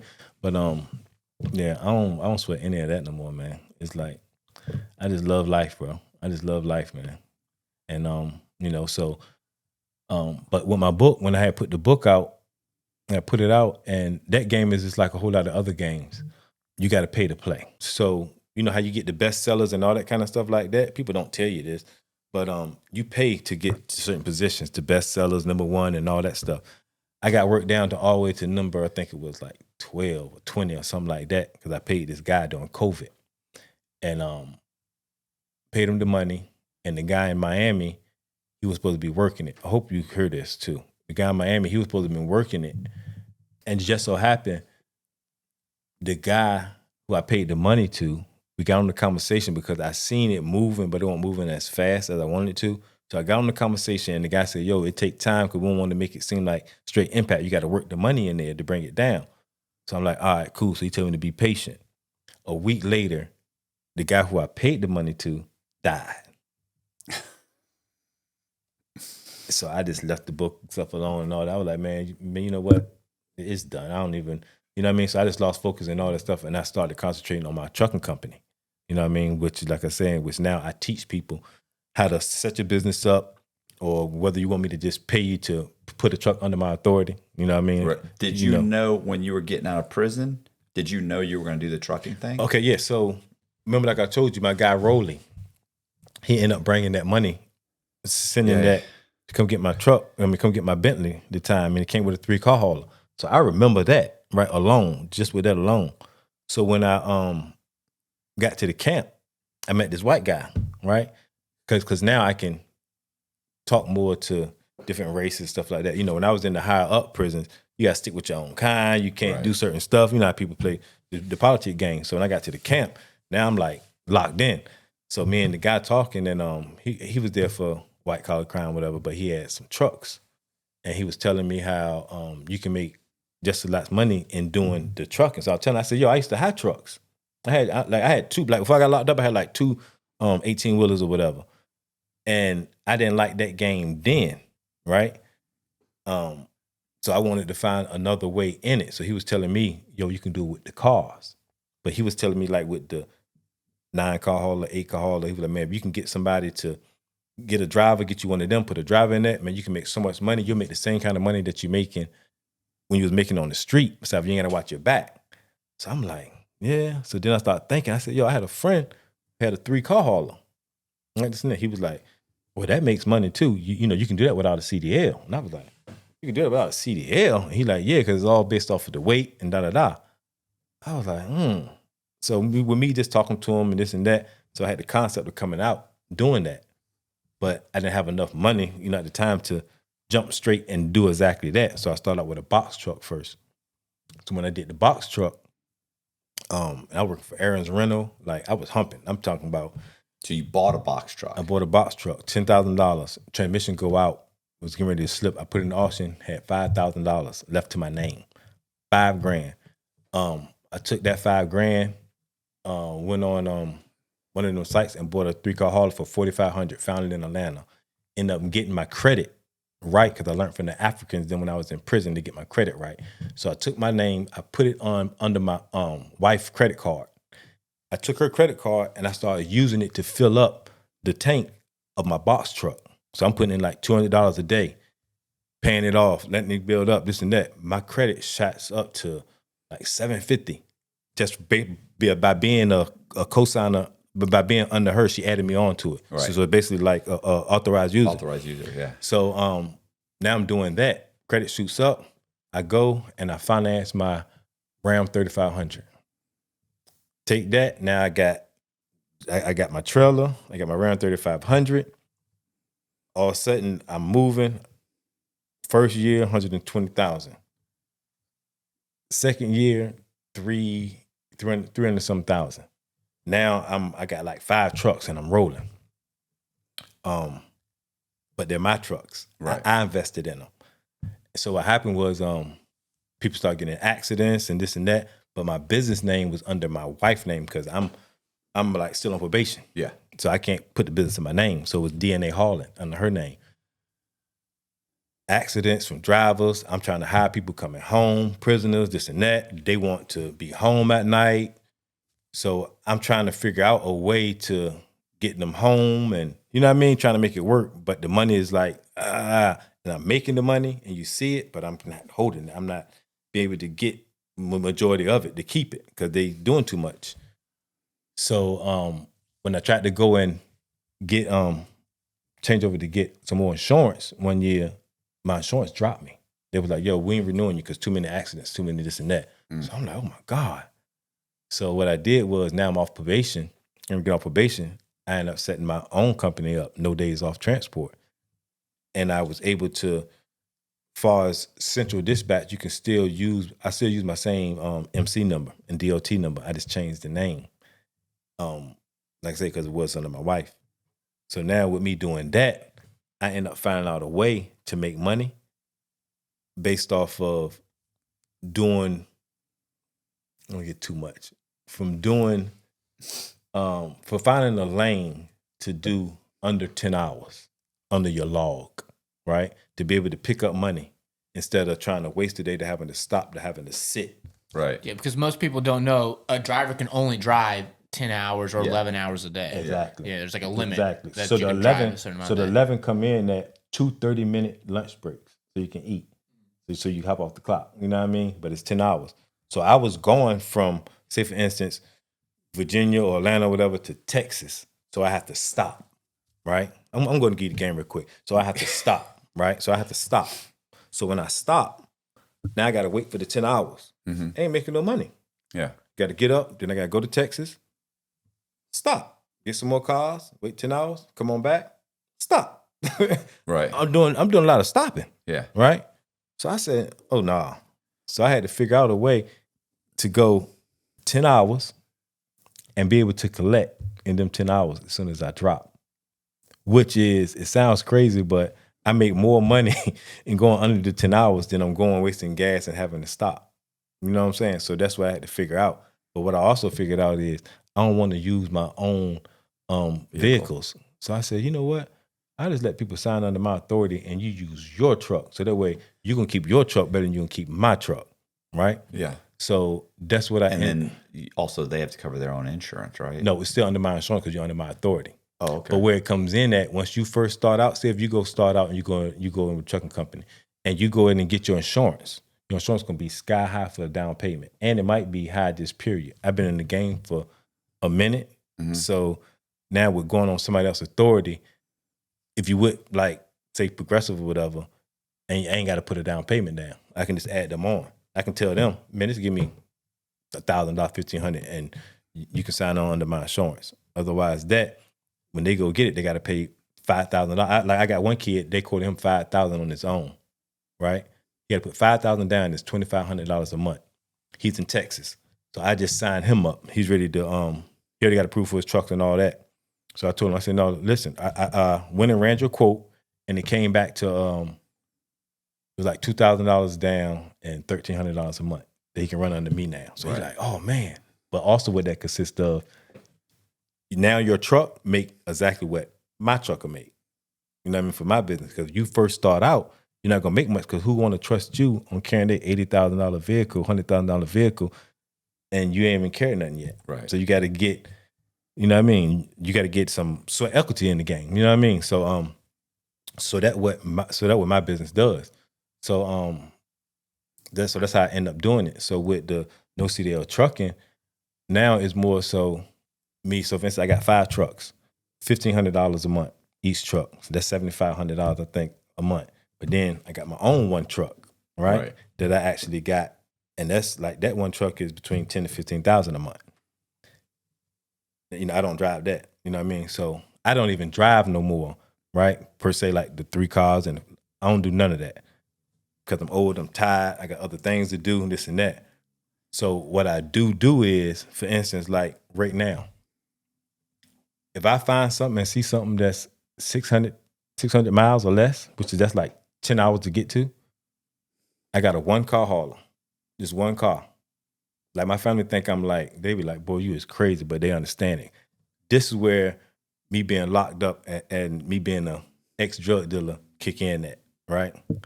For instance, my family right now is over, like I told you, they over at the Airbnb, right? For my daughter, you know, she graduated. So they over there having a ball. I wasn't even coming. I was letting them this party or whatever, right? So when I talked to you and you told me, you know, you had an opening and you down here in Tampa, you know what I'm saying, and not LA, because I told you in LA because I'm going to do LA. And you was like, yeah, you know, we can work it out. Come on here. So I said to myself, okay, I'm coming. But do you know, I went and got a car and got my 1-car hauler. And I bought a car all the way up here from North Carolina, right? $800 with the car that I'm bringing up here. I got another car that I'm taking back. So you make $800 here, $800 back.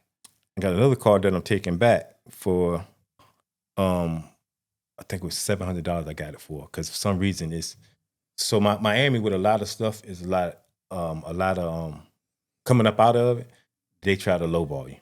You know what I mean? That's just how Miami is. You know what I'm saying? I was in logistics before I did this. Yeah. So we always, it's different, maybe a little bit hauling cars, but I know the loads coming into Florida would pay a lot, and the loads coming out would be cheap. Yeah. It'd be like, but it's still $700. Yeah. You know what I'm saying? Yeah. So in the end, it's $1,500 for where $1,500. you would have paid $100, $200 for a flight here, you know? Yeah, there and back. But that's the thing, right? I don't care where I'm going. Anything under 600 miles, my wife can be like, hey, yo, we want to take a trip to Sunset. How far is it? Oh, it's about 8 hours. All right, cool. I'll meet y'all there. Y'all can fly. Like some of my daughters flew. Some of them like drove, this and that. I'm like, y'all do what y'all gonna do. I'm going to get this car, because at the end of the day, what I used to do was we used to go on vacations and stuff, and I didn't do that. Say we just going to chill out. Now I spent money on that vacation. And lost money. Money, not even working, not doing none of that. And then at the same time, the bills don't even stop. So now when I finish the vacation, it's like, okay, this amount of money is gone. At least I can make $1,500, $2,000, whatever, just put back in my pocket. I don't care how much money I got. I'm never too good to still work. You know what I mean? Like, you know what I mean? So, and you got to come here anyway. And I got to come here anyway. So now I'm like, man, so everything that we doing is been basically like damn near free. You know what I mean? Shoot, we on our way to, they actually got a yacht in, what's the name of the place? it's in St. Pete. It's in St. Pete. Yeah, and I was going to say, you said you got to be there at 4? Yeah, and I got to be there at 4. It's an hour drive. Yeah, I would drive. I just looked it up. So I got to go meet them on the yacht. You know what I mean? But my wife works for a yacht company, by the way. Oh, for real? Yeah, yacht management company. Oh, wow. But yes, so I'm not even like, you know what I'm saying? It's everything is extras. You know what I mean? I just believe in extra, not spending your own money. That's the whole big thing, whether it's work, whatever it is. I'm not spending my own money. Right. Like if I don't got to spend my money, I don't want to spend my own money. That's just the game. You know what I mean? And if I do have to spend it on something and somebody's supposed to pay me back, I was told you got to get an agreement to let me know that, you know, you're going to pay me back. Right. You know what I mean? I just learned that from just being in the music industry and stuff. But man, I'm on some enjoying life, man. And just, you know, I just want to just teach people the game far as like, cause I feel I fucked the street up. I really messed the street up, man, in Virginia. You know what I mean? Like, like I don't want to take credit and be like, oh man, I sold this tremendous drugs and all that. Like I'm not about that. You know what I mean? Like I look at it like Virginia alone should be like, yo, man, the dude changed his life around. He really, you know what I'm saying? Yeah. Like he really trying to make a difference. Even from when it comes to like the feds in Virginia or the Virginia Beach Police Department and things like that, you should look at it like, yo, y'all, I mean, even though all this stuff happened, look what y'all made now. You know what I'm saying? Like I'm doing I got everything I got right now honest. You know what I'm saying? Like, Right. like You don't have to worry about losing it. Nobody's gonna come and take it from you. I mean, you can't take this. You know what I'm saying? So I'm like, man, I'm just so blessed, bro. I'm just so blessed. So that's why I say, man, even with my, with my channel that I'm ready to start, and just I'm going and release this book. I mean, the book is out. Probably after this interview, like when it dropped, I probably dropped the book to like $3 or something, or like $9.99, just to go ahead and get it out there, because I'm doing another book as far as like an entrepreneur book. And I already got the guide for as far as the trucking stuff. But I want to do the entrepreneur book. And then I also want to do something different, like a kind of like a loophole, like tell different loopholes on certain things. Because there's a lot of stuff that people don't know that you can just easily do to make money.